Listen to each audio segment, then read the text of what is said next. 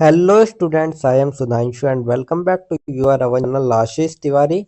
आज का video understanding international relation subject के स्टूडेंट्स के लिए मोस्ट इम्पोर्टेंट और एग्जाम फोकस वीडियो रहने वाला है। तो स्टूडेंट, अब एग्जाम दूर नहीं है और हम सब जानते हैं कि ड्यू सोल के एग्जाम में क्वेश्चन पेपर में वही चीजें आती है जो स्मार्ट स्टडी करने वाले स्टूडेंट पहले से ही कवर कर लेते हैं। तो इसलिए आज के इस वीडियो में हम लेकर आए हैं top 10 most important question with answer, वो भी English and Hindi both medium में, जिनके डायरेक्टली एग्जाम में आने के बहुत बहुत ज्यादा चांसेस है। तो स्टूडेंट, ये क्वेश्चन हमने रैंडम नहीं उठाए, बल्कि previous year papers, important topics और टीचर सजेशन के बेस पर केयरफुल्ली सेलेक्ट किए हैं। तो अगर आप ये 10 क्वेश्चन अच्छे से समझ लेते हो तो मान लो एग्जाम में 80 से 90% पेपर आपका यहीं से कवर हो जाएगा। तो ये सिंगल वीडियो ये आपके एग्जाम पर्पज से बहुत होती है। ओनली इस वीडियो से ही आप अच्छे खासे स्कोर कर सकते हो अपने एग्जाम में, अदर किसी वीडियो की नीड आपको नहीं पड़ेगी। तो स्टूडेंट, अगर आप हमारे चैनल पर फर्स्ट टाइम विजिट कर रहे हो तो चैनल को सब्सक्राइब कर लीजिएगा, जिससे आने वाली और वीडियो की नोटिफिकेशन आपको सबसे पहले मिल जाए। और हाँ, इस वीडियो में एक स्पेशल गिव भी है आप सभी के लिए। तो वीडियो के बीच में हम कुछ क्वेश्चंस पूछेंगे, तो जो भी स्टूडेंट सबसे पहले और सभी करेक्ट आंसर देगा, तो स्टार्टिंग के जो 3 स्टूडेंट्स होंगे उनको मिलेंगे एब्सोल्युटली फ्री नोट्स। और ये विनर निकलते ही विनर को हम तुरंत अनाउंस कर देंगे हमारे व्हाट्सएप और टेलीग्राम चैनल पर। तो आप सभी हमारा WhatsApp and Telegram channel follow करके रखिएगा, लिंक आपको डिस्क्रिप्शन में मिल जाएगी। तो स्टूडेंट, वीडियो को पूरा देखो, स्किप नहीं करना है, क्योंकि जो गिववे का क्वेश्चन है वो किसी भी मोमेंट पे आ सकता है। और सबसे बेस्ट बात, हमारे लेक्चर फ्री है आपके लिए, एकदम 100% फ्री वीडियो सीरीज। लेकिन अगर आप इन्हीं लेक्चर के वेल ऑर्गेनाइज्ड नोट्स चाहते हो तो उनके पेड नोट्स भी अवेलेबल है, हिंदी और इंग्लिश दोनों ही मीडियम में। तो प्राइस भी स्टूडेंट फ्रेंडली है एंड कॉम्बो पैक में आपके लिए ऑफर्स भी है। तो स्टूडेंट, अगर आप सिंगल वन नोट्स लेते हैं तो उसका प्राइस ओनली 45 रुपीज है। एंड अगर आप एक से ज्यादा सब्जेक्ट के नोट्स लेते हैं तो उसका प्राइस आपको 40 रुपीज पर नोट्स के अकॉर्डिंग पड़ेगा। तो जिन स्टूडेंट का 6 सब्जेक्ट का थ्योरी एग्जाम होगा, अगर वो अपने ऑल सब्जेक्ट के नोट्स लेना चाहता है तो आपको 5 नोट्स ही लेने पड़ेंगे, 1 नोट्स आपको फ्री में मिलेगा।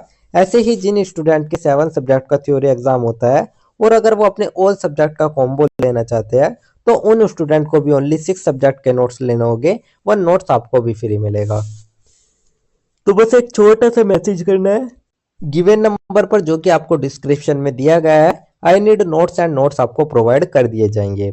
अदरवाइज अगर आपको नोट्स नहीं लेने हैं तो आप वीडियो लेक्चर भी देख सकते हो, ये भी आपके लिए इनफ हो गए। तो स्टूडेंट, चलो हम शुरू करते हैं हमारे ऑल यूजी कोर्सेज के सेमेस्टर 5th के अंतर्राष्ट्रीय संबंधों की समझ, यानी कि अंडरस्टैंडिंग इंटरनेशनल रिलेशंस, जो कि हमारा जेनरिक इलेक्टिव यानी कि जीई का सब्जेक्ट है। इस सब्जेक्ट के 10 most important question and answer, जो कि आपके डी सोल के एग्जाम के लिए गेम चेंजर साबित हो गए। तो स्टूडेंट, अगर किसी स्टूडेंट को इन्हीं सब्जेक्ट को डीपली पढ़ना होगा तो हमने इनकी चैप्टर वाइज वीडियो लेक्चर की प्लेलिस्ट बनाई हुई है, आप उनको भी जाकर देख सकते हैं। तो चलिए स्टूडेंट, रेडी, लेट्स बिगिन। तो चलिए शुरू करते हैं हम हमारे most important question with answer लेकर। तो स्टूडेंट, सबसे पहले मैं आपको बता दूं, जो ये हमारे क्वेश्चन आंसर है, तो इसमें पीडीएफ में हमने एक ही क्वेश्चन को 2 टाइप से लिखा हुआ है। तो टोटल 10 क्वेश्चन है, एक ही क्वेश्चन को 2 टाइप से लिखा हुआ है। तो आपको कंफ्यूज बिल्कुल भी नहीं होना। आपके एग्जाम में इस टाइप से या इस टाइप से कोई भी क्वेश्चन आता है तो आपको यही आंसर लिखना है। यही आंसर आपके एग्जाम के लिए, आपके क्वेश्चंस के लिए इनफ होगा। तो स्टूडेंट, चलिए अब हम देख लेते हैं हमारा सबसे पहले क्वेश्चन नंबर फर्स्ट। तो स्टूडेंट, क्वेश्चन नंबर फर्स्ट में हमसे पूछा गया, discuss the importance and development of international relations as a subject, यानी कि एक विषय के रूप में अंतर्राष्ट्रीय संबंधों के महत्व और उसके विकास की हमें चर्चा करनी है।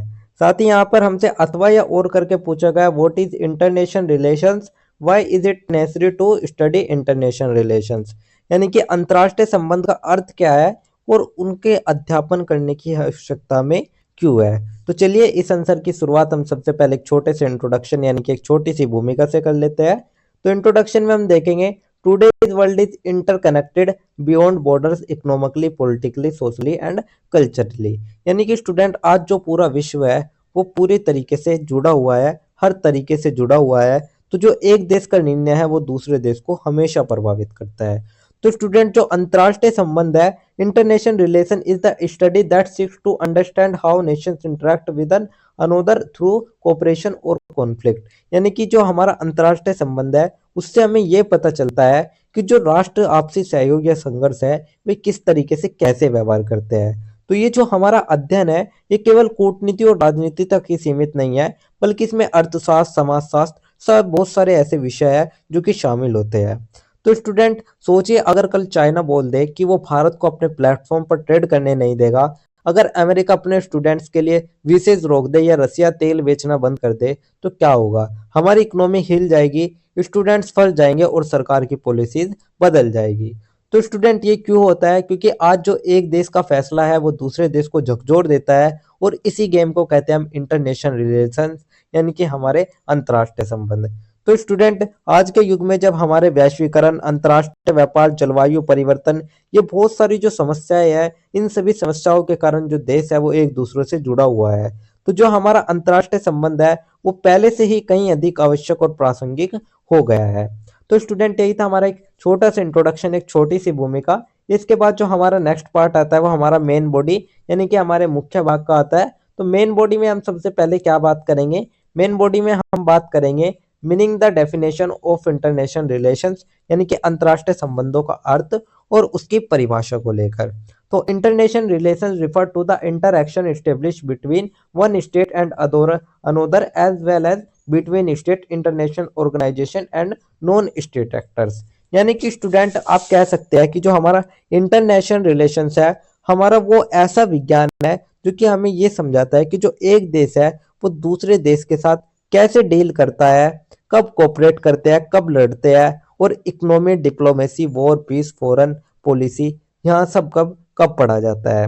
तो स्टूडेंट ये सिर्फ एक पॉलिटिक्स ही नहीं है, इसमें इकोनॉमिक्स है जैसे कि वर्ल्ड ट्रेड हो गया, सोशोलॉजी है जैसे कि माइग्रेशन हो गया, साथ ही लॉ है जो कि इंटरनेशनल लॉ की हम बात करते हैं, इन्वायरमेंट है जैसे कि क्लाइमेट चेंज हो गए, टेक्नोलॉजी है जैसे कि साइबर वॉर हो गया। मतलब ये एक कंप्लीट ग्लोबल स्टडी आप इसको कह सकते हैं। तो स्टूडेंट हर एक विद्वान ने अपने अपने तरीके से इसको बताया है। तो सबसे पहले अगर हम गोल्डस्टीन के तरफ से बात करें तो उन्होंने कहा है international relation is the study of world politics that analyse the interaction among nations and global organisation. यानी कि स्टूडेंट गोल्ड जो हमारे गोल्डस्टीन है उन्होंने कहा कि IR is the study of world politics, यानी कि ये हमारा वो अध्ययन है जिसमें हम राष्ट्र और वैश्विक संगठनों की परस्पर क्रियाओं का विश्लेषण करते हैं। तो ये तो हमारे गोल्डस्टीन ने कहा है। सेकंड हमारे आते हैं हांस मार्गेनथाउ जी। तो उन्होंने कहा है international relation is the study of power politics, यानी कि IR is the politics of power, यानी कि जो अंतरराष्ट्रीय संबंध है वो शक्ति की राजनीति का एक अध्ययन है। तो स्टूडेंट ये जो विषय है ये हमारे राजनीति के सभी पहलुओं जैसे कि शक्ति संतुलन, युद्ध, शांति, मानव अधिकार, इन सभी का अध्ययन हमें इसके अंतर्गत करना होता है। तो यही हमारा अंतरराष्ट्रीय संबंधों का अर्थ और उसकी परिभाषा। इसके बाद सेकंड टॉपिक जो हमारा आता है वो हमारा आता है development of international relations as a subject, यानी कि विषय के रूप में जो अंतरराष्ट्रीय संबंधों का विकास है वो किस तरीके से हुआ। तो सबसे पहले स्टूडेंट हमारा क्या आया? एंशिएंट पीरियड, यानी कि प्राचीन काल। तो ये हमारा चाणक्य का समय था। तो the concept of international relation is not new in ancient India. Kautilya Arthashastra discuss policies of state relation, treaties and war. यानी कि स्टूडेंट जो हमारा ये संबंध था, यानी कि जो ये अवधारणा थी, ये हमारा बहुत नई चीज नहीं है बल्कि ये बहुत पुरानी चीज है। तो इंटरनेशनल रिलेशंस नई चीज नहीं है। तो चाणक्य का जो अर्थशास्त्र है उसमें साफ साफ लिखा है ट्रेटीज, वॉर, डिप्लोमेसी, अलाइज। तो कौटिल्य ने मंडल थ्योरी दी थी स्टूडेंट। तो उनका जो मंडल सिद्धांत था उसमें, यानी कि पड़ोसी देशी और पड़ोसी का पड़ोसी दोस्त। तो आज भी भारत चाइना अमेरिका रिलेशन में हमारी वही थ्योरी चलती है। तो यूनान में थुसिडाइड्स ने पेलोपोनेशियन युद्ध के माध्यम से शक्ति की अवधारणा को समझाया, और जो हमारा चीन था उसमें सन त्सुजी ने युद्ध की कला पर विचार प्रस्तुत किए। तो स्टूडेंट थ्यूसिडाइड ने पेलोपोनेशियन वॉर में पावर स्ट्रगल एक्सप्लेन किया। तो आज भी रसिया, यूक्रेन और यूएस चाइना यही कर रहे हैं। तो स्टूडेंट यही था हमारा प्राचीन काल। इसके बाद सेकंड जो हमारा आता है वो हमारा आता है मिडाइवल पीरियड, यानी कि हमारा मध्यकालीन काल। तो during the medieval era relation between states were mainly inspire by religion and imperial motives, यानी कि स्टूडेंट इस समय जो मध्यकाल था उसमें राज्यों के बीच जो संबंध थे वे धार्मिक और साम्राज्यवादी उद्देश्य से किए गए थे। तो जैसे कि यूरोप में कैथोलिक चर्च और साम्राज्यों के बीच जो संघर्ष है वो हमारा इसी काल की एक विशेषता है। तो यही था हमारा मध्यकालीन काल। इसके बाद थर्ड हमारा आता है मॉडर्न पीरियड, यानी कि हमारा आधुनिक काल। तो international relation emerged as a independent academic discipline after the first world war 1914 to 1918, यानी कि स्टूडेंट जो हमारा 1914 से 1918 का जो विनाश था, मिलियंस मरे, सिटीज खत्म हुई, तो दुनिया बोली कि अब पीस चाहिए। तो स्टूडेंट 1919 में फिर हमारा जो लंदन था, लंदन विश्वविद्यालय था, तो स्टूडेंट 1919 में लंदन यूनिवर्सिटी में हमारा पहला डिपार्टमेंट ऑफ इंटरनेशन खुला, यानी कि जो वेल्स यूनिवर्सिटी कॉलेज था उसमें पहला डिपार्टमेंट ऑफ इंटरनेशनल रिलेशंस स्थापित हुआ। और इसके बाद जो हमारा लीग ऑफ नेशंस है वो बना 1919 में। और साथ ही हमारा संयुक्त राष्ट्र संघ, फिर हमारा 1945 में संयुक्त राष्ट्र संघ आया, वर्ल्ड बैंक आया, आईएमएफ आया, डब्ल्यूटीओ आया, यानी कि स्टूडेंट इंटरनेशनल रिलेशंस जो था वो अब एकेडमिक सब्जेक्ट बन गया था।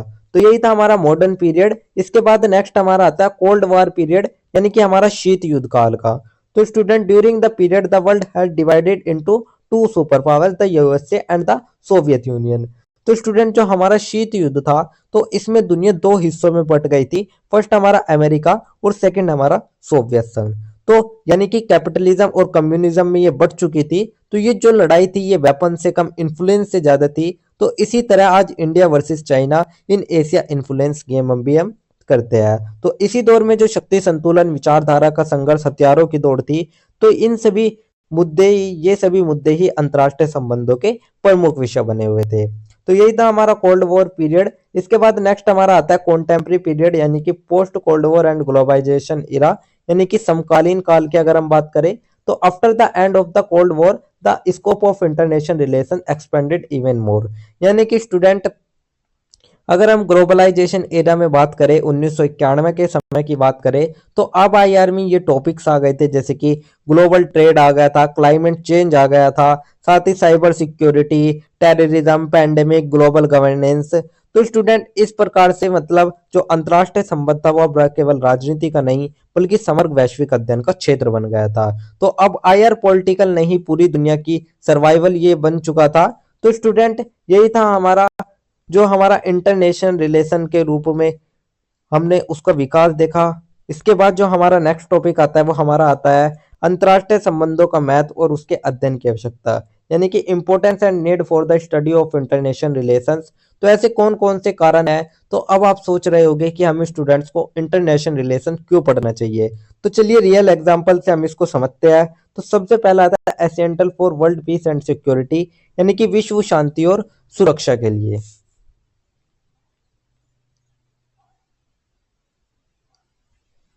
तो student it helps us understand the causes of war and the means of prevent it, यानी कि ये जो हमारा सब्जेक्ट है ये हमारा युद्ध के कारण और उसके निवारण के उपयोगों को समझने में सहायता करता है। इससे कि जो हमारे देश होते हैं एक दूसरे देश के बीच जो सहयोग और संवाद है उसको भी बढ़ावा मिलता है। सेकंड आता है अंडरस्टैंडिंग इंटरनेशनल ऑर्गेनाइजेशन, यानी कि जो हमारे अंतर्राष्ट्रीय संगठन है जैसे कि हमारा डब्ल्यूटीओ हो गया, आईएमएफ हो गया, तो इन सभी की जो कार्य प्रणाली है उसको समझने में भी हमें सहायता मिलती है।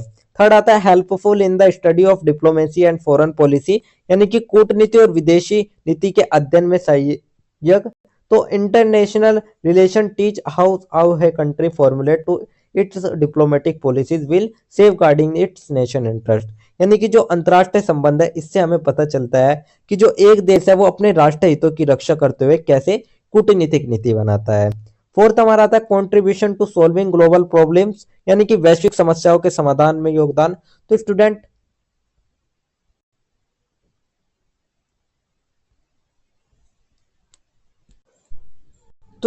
जो ये वैश्विक समस्याएं होती है जैसे कि हमारा आतंकवाद हो गया, जलवायु परिवर्तन हो गया, गरीबी हो गया, तो ये जो समस्याएं है ये हमारे पूरे विश्व में फैली हुई है। तो इनके इनसे निपटने के लिए एक अंतर्राष्ट्रीय जो सहयोग है वो बहुत ही ज्यादा जरूरी होता है। जिसके लिए जो हमारा अंतर्राष्ट्रीय संबंध है उसको पढ़ना आवश्यक हो जाता है। इसके बाद फिफ्थ जो हमारा आता है वो आता है एकेडमिकली एंड प्रोफेशनली यूजफुल, यानी कि शैक्षणिक और व्यावसायिक दृष्टि से उपयोगी। तो the subject is highly beneficial for those aspiring to careers in international politics, यानी कि अंतर्राष्ट्रीय राजनीति, पत्रकारिता, इन सभी क्षेत्रों में अगर आपको करियर बनाना है तो उसके लिए भी ये जो विषय है ये बहुत ही उपयोगी हो जाता है। तो स्टूडेंट यही था हमारा आवश्यकता की जो हमारा ये सब्जेक्ट है इसको हमें पढ़ने की आवश्यकता क्यों है, जो कि मैंने आपको बता दी। इसके बाद जो हमारा नेक्स्ट टॉपिक आता है वो हमारा ओवरऑल पूरे आंसर का एक छोटा सा निष्कर्ष, एक छोटा सा कंक्लूजन आता है। तो स्टूडेंट कंक्लूजन में हम देखेंगे कि जो the study of international relation is the greatest necessity of modern times, as so no country can exist in isolation anymore, यानी कि स्टूडेंट जो हमारा इंटरनेशनल रिलेशन है ये हमारा एक कुछ इस प्रकार का अध्ययन है जिसमें हमें देश के एक दूसरे के संबंध पता चलते हैं। तो स्टूडेंट आर्थिक विकास, पर्यावरण संरक्षण, हर क्षेत्र एक दूसरे पर किसी न किसी रूप में निर्भर है। तो हमारे शास्त्र कहते हैं वसुधैव कुटुंबकम, the world is one family, यानी कि जो हमारा देश है ये एक पूरी दुनिया एक परिवार ही है। तो स्टूडेंट सच भी यही है कि पेंडेमिक आया तो सब मिले, क्लाइमेट प्रॉब्लम आई तो सब मिलेंगे, टेररिज्म है तो सब हैंडल करेंगे। तो आज कोई भी देश अकेला नहीं चल सकता, तो सबको ट्रेड पार्टनर से चाहिए, टेक्नोलॉजी चाहिए, सिक्योरिटी चाहिए। तो इसीलिए इंटरनेशनल रिलेशनशिप सब्जेक्ट नहीं बल्कि ग्लोबल सर्वाइवल का टूल किट है। तो इसी प्रकार से जो विषय है केवल शैक्षणिक नहीं होता बल्कि विश्व शांति और मानवीय विकास की दिशा में भी बहुत ही ज्यादा महत्वपूर्ण होता है। तो यही था हमारा एक छोटा सा उपसंहार, एक छोटा सा कंक्लूजन, जिसके साथ ही हमारा आंसर नंबर फर्स्ट होता है कंप्लीट। इसके बाद जो हमारा नेक्स्ट क्वेश्चन आता है वो हमारा क्वेश्चन नंबर 2 आता है। तो अब हम हमारे क्वेश्चन नंबर 2 के बारे में बात कर लेते हैं। तो क्वेश्चन नंबर 2 में हमसे क्या पूछा गया है उसको देख लेते हैं। तो क्वेश्चन नंबर 2 में पूछा गया है discuss Hans Morgenthau six principle of realism, is it is correct to say that realism is a theory, a paradigm and a tradition, give arguments in support of your answer, यानी कि हांस मार्गेनथाउ के जो यथार्थवाद के 6 सिद्धांत है वे हमें बताना है और ये भी बताना है कि क्या यथार्थवाद एक सिद्धांत, प्रतिमान और परंपरा है। तो इस उत्तर की पुष्टि भी करनी है तर्क के साथ। यहीं पर हमसे अथवा या और करके पूछा गया है critically analyse the basic assumptions of liberalism, the study of international relations, यानी कि अंतर्राष्ट्रीय संबंध में उदारवाद की मूल मान्यताओं की आलोचना भी हमें करनी है।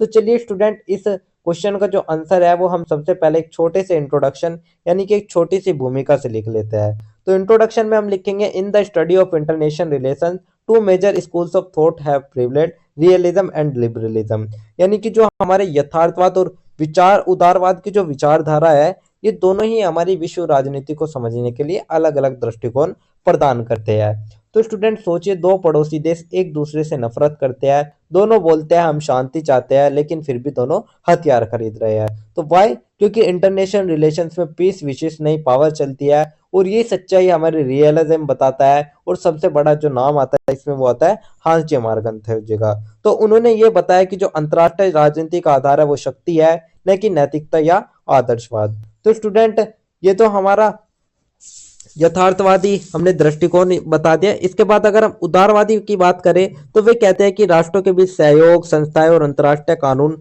शांति व विकास का आधार है। तो स्टूडेंट यही था हमारा एक छोटा सा इंट्रोडक्शन, एक छोटी सी भूमिका। इसके बाद जो हमारा नेक्स्ट टॉपिक आता है वो हमारा मेन बॉडी यानी कि हमारे मुख्य भाग का आता है। तो मुख्य भाग में हम सबसे पहले बात करेंगे हांस जे मार्गेनथाउन सिक्स प्रिंसिपल ऑफ रियलिज्म, यानी कि उनके यथार्थवाद के 6 सिद्धांत को लेकर। तो स्टूडेंट जो Morgenthau outline six major principle of realism is the famous book politics among nations 1948। तो स्टूडेंट जो हमारे हांस मार्गेनथाउ जी है उन्होंने कहा कि इंटरनेशनल रिलेशंस मोरल वैल्यूज से नहीं चलते बल्कि पावर और नेशनल इंटरेस्ट से चलते हैं। मतलब दोस्त दोस्ती इसलिए नहीं करते कि वो अच्छे हैं, दोस्त दोस्ती इसलिए करते हैं क्योंकि उन्हें फायदा हो। तो स्टूडेंट अब हम इन प्रिंसिपल्स को समझ लेते हैं जो कि हमारे हांस मार्गेनथाउ की पुस्तक पॉलिटी अमंग नेशंस 1948 में उन्होंने दिए हैं। तो सबसे पहला जो हमारा आता है स्टूडेंट वो आता है the root of politics is power, यानी कि राजनीति का मूल आधार शक्ति पावर है। तो according to Morgenthau the fundamental nature of politics lies in the struggle for power. तो स्टूडेंट एक देश का जो असली करैक्टर है वो उसकी शक्ति होती है। तो पावर के बिना जो डिप्लोमेसी है वो सिर्फ एक डायलॉग लगने लगती है। तो राष्ट्र अपनी सुरक्षा और हितों की रक्षा के लिए शक्ति प्राप्त करना चाहता है। तो स्टूडेंट, इस सिद्धांत के अनुसार जो अंतरराष्ट्रीय राजनीति है उसमें नैतिकता या आदर्श नहीं बल्कि राष्ट्रहित और शक्ति संतुलन की वास्तविक कारक माना जाता है। तो अगर आप इंडिया चाइना बॉर्डर डिस्प्यूट देखें तो डिप्लोमेसी तभी चलती है जब आर्मी खड़ी हो। तो स्टूडेंट, यही था हमारा राजनीति का मूल आधार, शक्ति, पावर है। इसके बाद सेकंड जो हमारा आता है वो आता है definition of national interest in terms of power, यानी कि राष्ट्र हित की परिभाषा एक शक्ति के रूप में। तो every nation formalities it's foreign policy and international conduct based on it national interest, यानी कि स्टूडेंट, देश का हर जो निर्णय होता है वो नेशनल इंटरेस्ट यानी कि राष्ट्र हित के लिए होता है। तो मोरल हो या इमोशंस हो, तो इन सभी के लिए नहीं होता बल्कि जो राष्ट्र हित होता है उसके लिए उनका ये निर्णय होता है। और यहाँ पर जो ये राष्ट्र हित है शक्ति के रूप में परिभाषित किया जा सकता है। तो स्टूडेंट, आप समझिएगा, जब कोई देश नए पोर्ट्स, ट्रेड राउट्स, अलायंस बनाता है तो वो अपने इंटरेस्ट को बढ़ाने के लिए बनाता है। तो स्टूडेंट, इससे राष्ट्रीय हित की परिभाषा ये हमने आपको बता दी। इसके बाद थर्ड हमारा जो आता है वो आता है the nature of power changes with time and circumstances, यानी कि शक्ति का स्वभाव समय और परिस्थिति के अनुसार बदलता है। तो Morgenthau asserted that all through the concept of national and interest remains constant the nature of power whether military, economic और डिप्लोमेटिक, यानी कि स्टूडेंट आप कह सकते हैं कि पहले जो राजा था वो तलवार से ताकत दिखते थे, लेकिन आज का जो देश है स्टूडेंट वो हमारा एक तरीके से आप कह सकते हैं टैक, इकोनॉमी, न्यूक्लियर और एक तरीके से इन साइबर रूप में ही ताकत दिखाता है। तो स्टूडेंट, एग्जांपल से अगर आप समझे तो जो यूएस था वो पहले मिलिट्री से फेमस था, लेकिन आज जो वो यूएस है वो टेक्नोलॉजी पावर से भी दुनिया चलाता है। तो स्टूडेंट, यही था हमारा कि जो 19वीं सदी के सैन्य शक्ति प्रमुख थी पर आज आर्थिक और तकनीकी शक्ति अधिक महत्वपूर्ण हो गई है। इसके बाद फोर्थ हमारा आता है destruction between morality and politics, यानी कि हमारा नैतिकता और राजनीति का भेद। तो according to the realist view moral principle have limited relevance in international relations, यानी कि स्टूडेंट जो हमारे मॉर्गनथॉम जी है वे कहते हैं कि अगर आप पॉलिटिक्स में मोरलिटी लेकर आएंगे तो जो आप सर्वाइवल है वो खो देंगे। तो उनके अनुसार अंतरराष्ट्रीय राजनीति में नैतिक सिद्धांत सीमित भूमिका निभाते हैं और राजनीति में नैतिकता की जगह वैविधता को अपनाया जाना चाहिए। तो अगर कंट्री की प्रायोरिटी मोरल नहीं है, सिक्योरिटी है, तो वो ही सही है। तो आप इसको एग्जाम्पल के मध्य समझिएगा, जब हमारा वर्ल्ड वॉर सेकंड था तो उसमें कोई भी डिसीजन ह्यूमन वैल्यूज पर नहीं था बल्कि जीत पर वो डिसीजन थे। तो यही था हमारा फोर्थ पॉइंट। इसके बाद फिफ्थ हमारा आता है international politics as autonomous sphere, यानी कि अंतरराष्ट्रीय राजनीति एक स्वायत्त क्षेत्र था। तो politics is an independent sphere like economics और ethics governed by its own rules and principle, यानी कि स्टूडेंट ये जो हमारे ये रिलेशंस थे तो राजनीति ये इकोनॉमिक या इथिक्स जैसे नहीं थे बल्कि इंटरनेशनल पॉलिटिक्स के अपने रूल्स होते हैं। तो राजनीति अर्थशास्त्र या नैतिकता की तरह ये एक अलग क्षेत्र है और इसके अपने अलग ही नियम और सिद्धांत होते हैं। तो स्टूडेंट, अंतरराष्ट्रीय संबंध को किसी अन्य विषय के आधार पर नहीं समझा जा सकता, इसकी अपनी एक अलग यथार्थवादी प्रकृति है। तो अगर आप एग्जांपल देखें, टेररिज्म, आर्म्स रेस, अलायंस, इनके रूल्स डोमेस्टिक पॉलिटिक्स से अलग होते हैं। तो स्टूडेंट, यही था हमारा इंटरनेशनल पॉलिटिक्स, यानी कि अपना अलग गेम ये रखते हैं। सिक्स्थ हमारा आता है मोरल पर्पस ऑफ रियलिज्म, यानी कि यथार्थवाद का जो नैतिक उद्देश्य है उसको देख लेते हैं। तो protection of national survival not mayor power, यानी कि स्टूडेंट जो हमारे हांस मॉर्गनथॉम जी है वे कहते हैं कि पावर का पर्पस सिर्फ डोमिनेशन नहीं, स्टेट की जीवित रहना भी है। तो स्टूडेंट, यथार्थवाद का जो रक्षा है वो केवल शक्ति प्राप्त करना नहीं बल्कि राष्ट्र के अस्तित्व की सुरक्षा भी है। तो अगर यथार्थवादी नकारात्मक नहीं बल्कि व्यवहारिक है तो जो शांति है वो वास्तविक नींव तैयार करता है। तो हांस मॉर्गनथॉम जी के सिद्धांत ये बताते हैं कि जो अंतरराष्ट्रीय राजनीति है उसमें मनुष्य का स्वभाव स्वार्थी और शक्ति लोपू होता है और यही हमारे अंतरराष्ट्रीय संघर्षों की जड़ होती है। तो स्टूडेंट, मॉर्गनथॉम जी जो है वे बोलते हैं कि human selfish states power seeking permanent peace impossible और बैलेंस ऑफ पावर स्टेबिलिटी लाता है। तो इसलिए जो शांति केवल है वो केवल शक्ति संतुलन से ही संभव है, न कि आदर्शवाद या नैतिकता से। तो स्टूडेंट, यही थे हमारे जो मुख्य पॉइंट थे हमारे हांस मॉर्गनथॉम के यथार्थवाद के 6 सिद्धांत जो कि मैंने आपको बता दिए। इसके बाद जो हमारा नेक्स्ट टॉपिक आता है वो आता है is realism is a theory A paradigm and A tradition, यानी कि क्या यथार्थवाद एक सिद्धांत, प्रतिमान और परंपरा है। तो ये हम कह सकते हैं कि हाँ, ये कहना आपका उचित होगा कि जो यथार्थवाद है वो थ्योरी भी है, पैराडिगम भी है और ट्रेडिशन भी है। तो ये तीनों ही रूप में हमें देखने को मिल जाता है। तो किस किस तरीके से उसको हम देख लेते हैं। तो सबसे पहला अगर हम एज ए थ्योरी देखें यानी कि सिद्धांत के रूप में देखें, तो it present a systematic framework based on power and national interest, यानी कि स्टूडेंट थ्योरी इसलिए है क्योंकि ये एक साइंटिफिक एक्सप्लेनेशन देता है जो कि राष्ट्रीय हित पर आधारित एक व्यवस्था विचारधारा प्रस्तुत करता है। सेकंड हमारा आता है एज ए पैराडिगम यानी कि प्रतिमान के रूप में। तो realism provides a broad conceptual framework for understanding world politics, यानी कि पैराडिगम इसलिए है क्योंकि ये आईआर का पूरा फ्रेमवर्क हमारे इसी पर बेस है। तो यही हमें एक राजनीति को समझने की बड़ी रूपरेखा देता है। थर्ड आता है एज ए ट्रेडिशन, यानी परंपरा के रूप में क्यों है।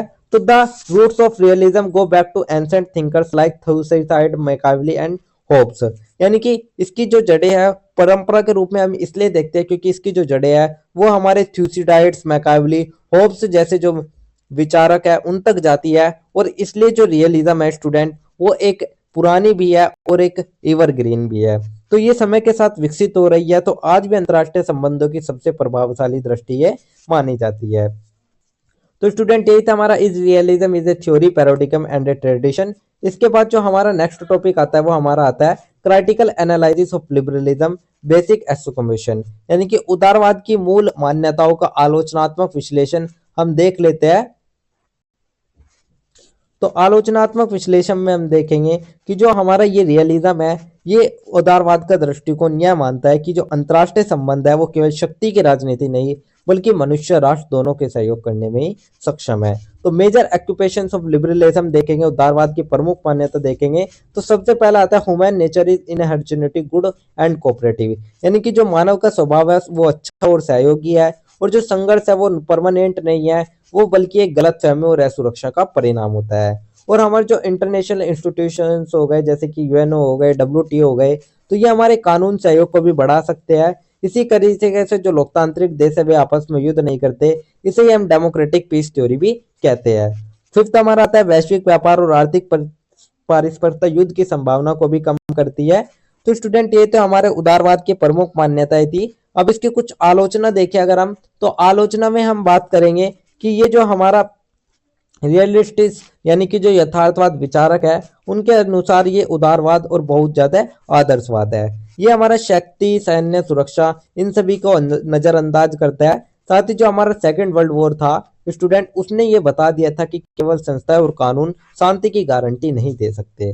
तो आज के समय में जो उदारवाद है उसने वैश्वीकरण, संस्थागत सहयोग, मानव अधिकार और पर्यावरण नीतियों में अपना जो प्रभाव है, अपना जो इफेक्ट है वो कायम रखा है। तो यही थी हमारी आलोचना। इसके बाद जो हमारा नेक्स्ट टॉपिक आता है वो हमारा ओवरऑल पूरे आंसर का एक छोटा सा निष्कर्ष, एक छोटा सा कंक्लूजन आता है। तो निष्कर्ष या कंक्लूजन में हम सबसे पहले बात करेंगे Hans Morgenthau realism highlight the harsh realities of international politics, यानी कि उनका जो एक तरीके से आप कह सकते हैं कि मॉर्गेनथाउ जी जो थे उनका यथार्थवाद अंतर्राष्ट्रीय राजनीति के कठोर वास्तविकताओं के सामने लाते हैं जैसे कि शक्ति, राष्ट्रहित और सुरक्षा।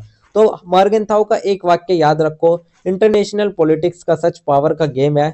तो स्टूडेंट कंट्रीज जो है वे दोस्त नहीं है बल्कि वे अपने इंटरेस्ट के लिए होती है, पीस नहीं बैलेंस ऑफ पावर चलता है। तो जब तक दुनिया में स्टेट है, जब तक कि हमारा जो रियलाइज्म है वो रहेगा, तो इसी प्रकार से जो यथार्थवाद है उसको एक सिद्धांत, प्रतिमान और परंपरा भी हम कह सकते हैं, क्योंकि आज भी ये अंतर्राष्ट्रीय संबंधों के अध्ययन में बहुत ही महत्वपूर्ण माना जाता है। तो यही था हमारा एक छोटा सा उपसंहार, एक छोटा सा कंक्लूजन, जिसके साथ ही हमारा आंसर नंबर सेकंड भी कंप्लीट होता है। इसके बाद जो हमारा नेक्स्ट क्वेश्चन आता है वो हमारा क्वेश्चन नंबर थर्ड आता है। तो अब हम बात कर लेते हैं हमारे क्वेश्चन नंबर थर्ड के बारे में। तो क्वेश्चन नंबर थर्ड में हमसे पूछा गया examine the causes and consequence of the second world war, यानी कि द्वितीय विश्व युद्ध के कारण और परिणाम की हमें विवेचना करनी है।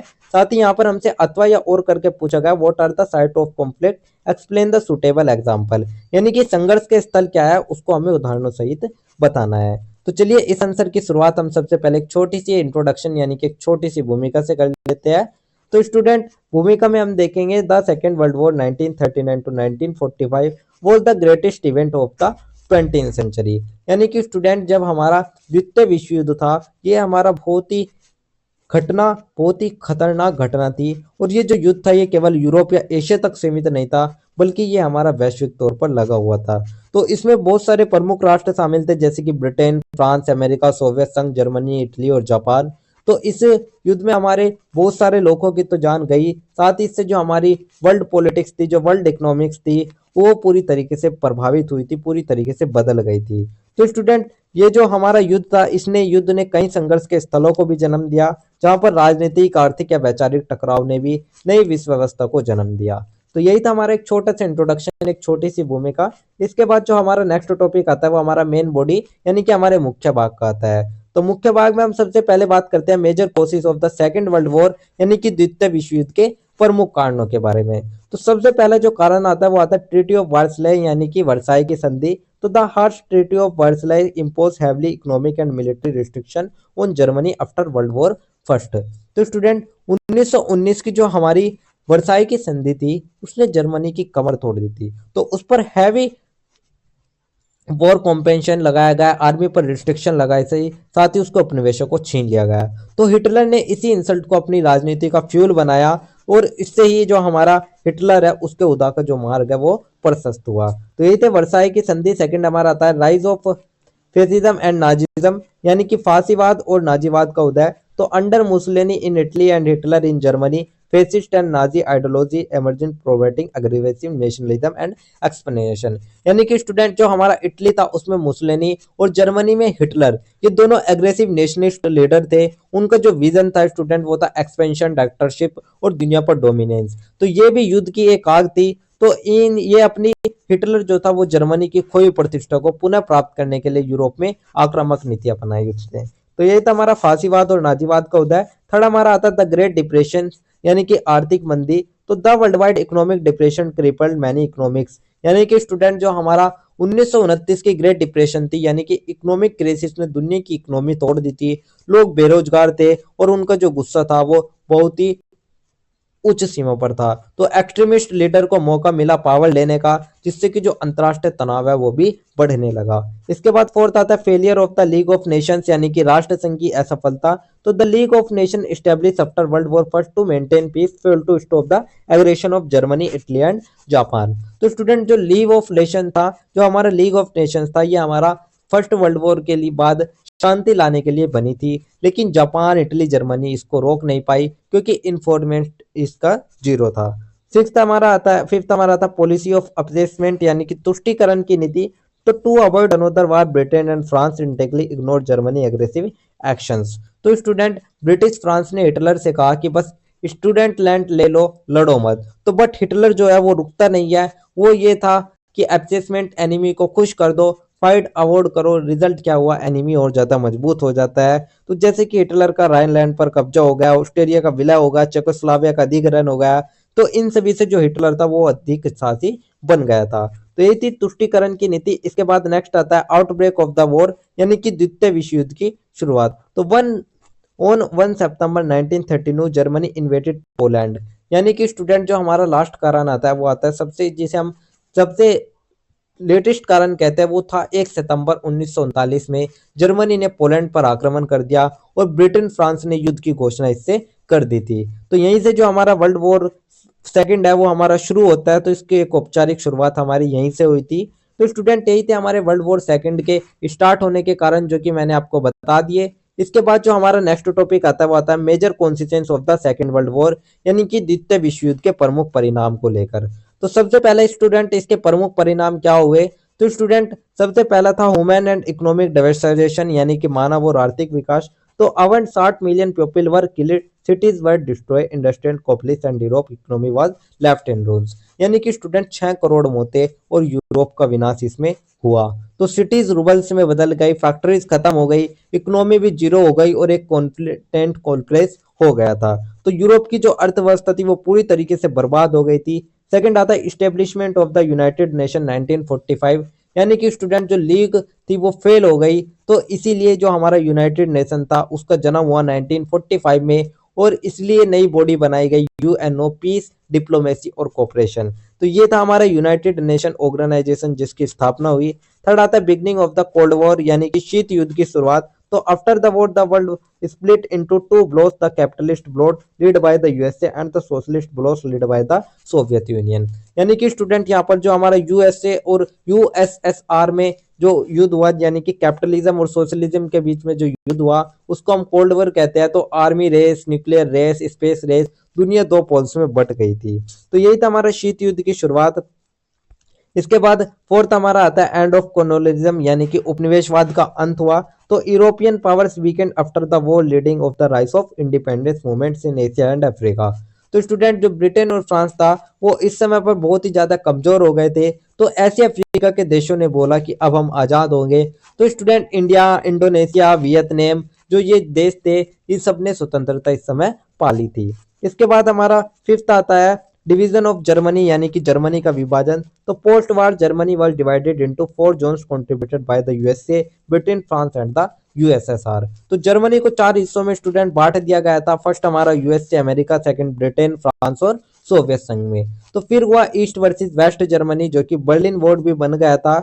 तो स्टूडेंट यही था हमारा जर्मनी का विभाजन। इसके बाद नेक्स्ट आता है advances in science and technology, यानी कि विज्ञान और तकनीकी विकास। तो the war accelerated scientific innovation, the atomic bomb, raider, jet engines. यानी कि स्टूडेंट ये जो हमारा युद्ध था, इसमें साइंस एंड टेक्नोलॉजी बूम हो गई थी। तो nuclear bomb, jet engines, medical research, radar, computers का प्रारंभ। तो जो ह्यूमन प्रोग्रेस था और ह्यूमन डेंजर था, वे दोनों ही साथ में बढ़ने लगे थे।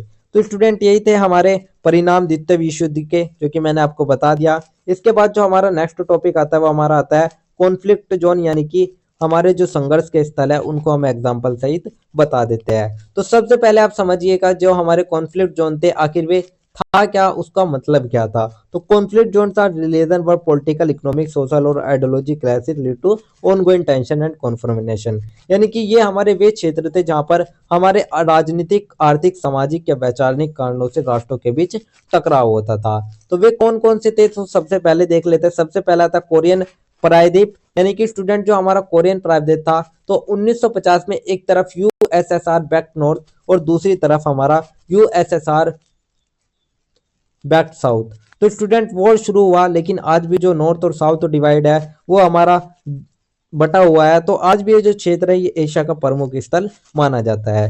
सेकंड आता है वियतनाम, यानी कि जो हमारा वियतनाम है तो ये यूएसए वर्सेस कम्युनिस्ट फोर्स के बीच में बना था और 1955 से 1975 तक का प्रॉक्सी वॉर यहाँ पे चला था। तो स्टूडेंट थर्ड हमारा आता है मिडल ईस्ट, यानी कि मध्य पूर्व। तो जो हमारा ऑयल था वो इसराइल के लिए, पाकिस्तान, अरब नेशनलिज्म बना। इसका रिजल्ट क्या हुआ स्टूडेंट, इसका रिजल्ट यही हुआ कि लगातार युद्ध हुए, टेरर, इंस्टेबिलिटी भी बढ़ने लगी। तो इसलिए ये भी एक संघर्ष का स्थल बन गया। फोर्थ हमारा आता है अफ्रीका। तो अफ्रीका में भी स्टूडेंट अगर हम देखें सिविल वॉर, इथनिक वायलेंस, इन सभी की वजह से लड़ाई हुई। तो सूडान, कोंगो, सोमालिया जैसे जो रीजन थे वे अनस्टेबल बन गए थे। फिफ्थ आता है रसिया यूक्रेन कॉन्फ्लिक्ट, यानी कि यूक्रेन रूस संघर्ष। तो कोल्ड वॉर लेजेसी भी अभी भी जिंदा है, तो पावर पॉलिटिक्स भी अभी भी जरूरी है। तो हाल के वर्षों में एक नया संघर्ष स्थल बनाया, वो है हमारा यूक्रेन रूस, जहां पर क्षेत्रीय और सामरिक हितों की टकराहट हमें दिखती है। तो स्टूडेंट यही था संघर्ष के स्थल, जो कि मैंने आपको बता दिया। इसके बाद जो हमारा नेक्स्ट टॉपिक आता है वो हमारा ओवरऑल पूरे आंसर का एक छोटा सा कंक्लूजन, एक छोटा सा निष्कर्ष आता है। तो निष्कर्ष में हम देखेंगे the second world war was the most डेवास्टिंग conflict in human history, यानी कि स्टूडेंट जो हमारा वर्ल्ड वॉर सेकंड था उसने सिखाया एग्रेशन का एंड, डिस्ट्रक्शन, पावर पॉलिटिक्स का जवाब। उसके बाद न्यू कॉन्फ्लिक्ट पीस चाहिए और कोऑपरेशन। तो स्टूडेंट युद्ध तो खत्म हो गया, पर जो संघर्ष का रूप है वो बदल गया। तो अब ये ग्लोबल पॉलिटिक्स की एक नई रियलिटी है। तो स्टूडेंट अगर आप चाहते हो कि सीरिया, रूसिया पॉलिटिक्स पर आप वीडियो चाहते हो तो कमेंट करो मिडल ईस्ट। तो स्टूडेंट इसी प्रकार से जो द्वितीय विश्व युद्ध के परिणाम थे वे केवल एक अतीत की कहानी नहीं थे, बल्कि आज की विश्व नायक के स्वरूप को समझने की भी एक कुंजी थे। तो स्टूडेंट यही था हमारा एक छोटा सा ऑप्शन हार, एक छोटा सा कंक्लूजन, जिसके साथ ही हमारा आंसर नंबर 3 भी कंप्लीट होता है। इसके बाद जो हमारा नेक्स्ट क्वेश्चन आता है वो हमारा क्वेश्चन नंबर 8 आता है। तो अब हम बात कर लेते हैं हमारे क्वेश्चन नंबर 8 के बारे में। क्वेश्चन नंबर 8 में हमसे क्या पूछा गया उसको देख लेते हैं। तो क्वेश्चन नंबर 8 में हमसे पूछा गया what is the cold war, discuss the major events of the cold war up to the Cuban missile crisis, यानी कि शीत युद्ध क्या है और क्यूबा मिसाइल संकट के समय शीत युद्ध के प्रमुख घटनाओं पर हमें चर्चा करनी है। यहीं पर हमसे अथवा या और करके पूछा गया, what do you understand by new wars, discuss the centralisation of wars in the global south since the end of the cold war. यानी कि नए युद्ध क्या है और शीत युद्ध के बाद से वैश्विक दक्षिण में युद्ध के केंद्रीकरण पर चर्चा करनी है। तो चलिए इस आंसर की शुरुआत हम सबसे पहले एक छोटे से इंट्रोडक्शन यानी कि एक छोटी सी भूमिका से कर लेते हैं। तो इंट्रोडक्शन में हम देखेंगे, जब हमारा after the second world war the world divided into two super powers, यानी कि यूएसए और यूएसएसआर में हमारा जो विश्व था वो बट गया था और दोनों की अपनी अपनी राजनीतिक विचारधारा, आर्थिक प्रणाली वे फैलाना चाहते थे। तो स्टूडेंट, ये जो वैचारिक और रणनीतिक प्रतिस्पर्धा थी, इसको हम कोल्ड वॉर यानी कि शीत युद्ध के नाम से जानते हैं। यानी कि ये कोई हमारा बिना लड़े युद्ध का था। आप एक तरीके से कह सकते हैं कि इसमें ये जो कोल्ड वॉर था, इसमें कोई भी युद्ध नहीं था, बल्कि ये आर्थिक, राजनीति और तकनीकी स्तर पर शक्ति संघर्ष था। तो जब हमारा सेकेंड वर्ल्ड वॉर के बाद हमारा शीत युद्ध भी समाप्त हुआ, उसके बाद हमारे कुछ संघर्ष उभरे, तो उन्हें ही हम नए युद्ध यानी कि नए वॉर्स के नाम से जानते हैं। तो जैसे कि हमारे जाते हिंस हो गए, संसाधनों की लड़ाई हो गई। तो यही था हमारा एक छोटा सा इंट्रोडक्शन, एक छोटी सी भूमिका। इसके बाद जो हमारा नेक्स्ट टॉपिक आता है वो आता है मेन बॉडी यानी कि मुख्य भाग का।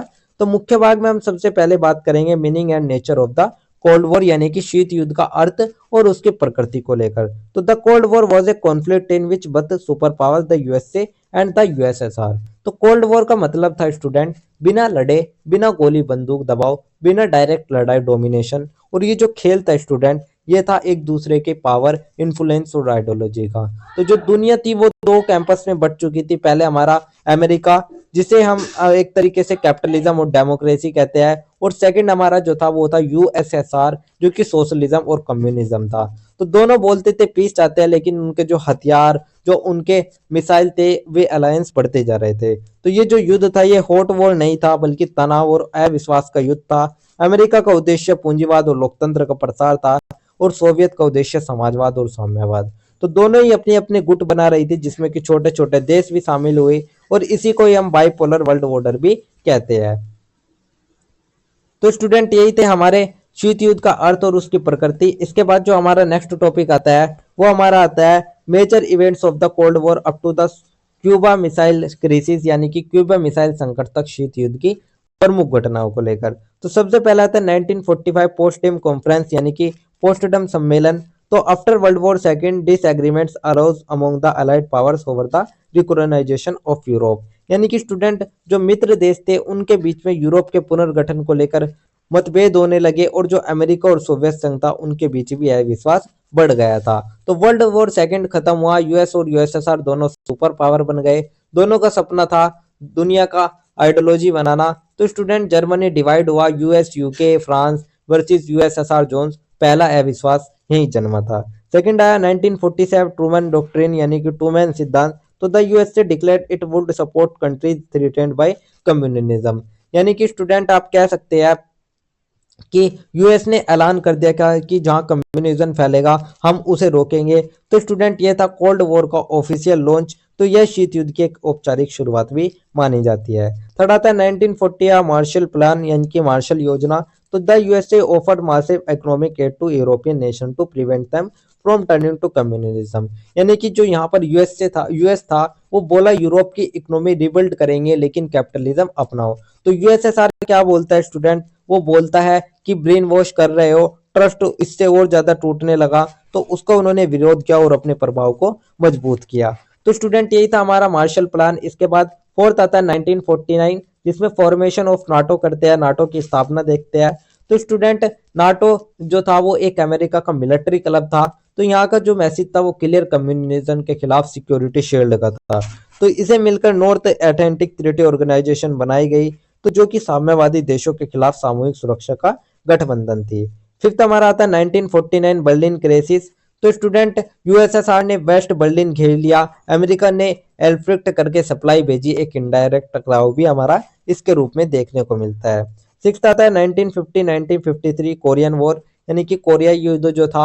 तो नॉर्थ कोरिया जिसे हम यूएसएसआर बैकवर्ड कहते हैं, और साउथ कोरिया जिसे हम यूएस बैकवर्ड कहते हैं। तो ये कोल्ड वॉर का पहला बड़ा प्रॉक्सी वॉर था।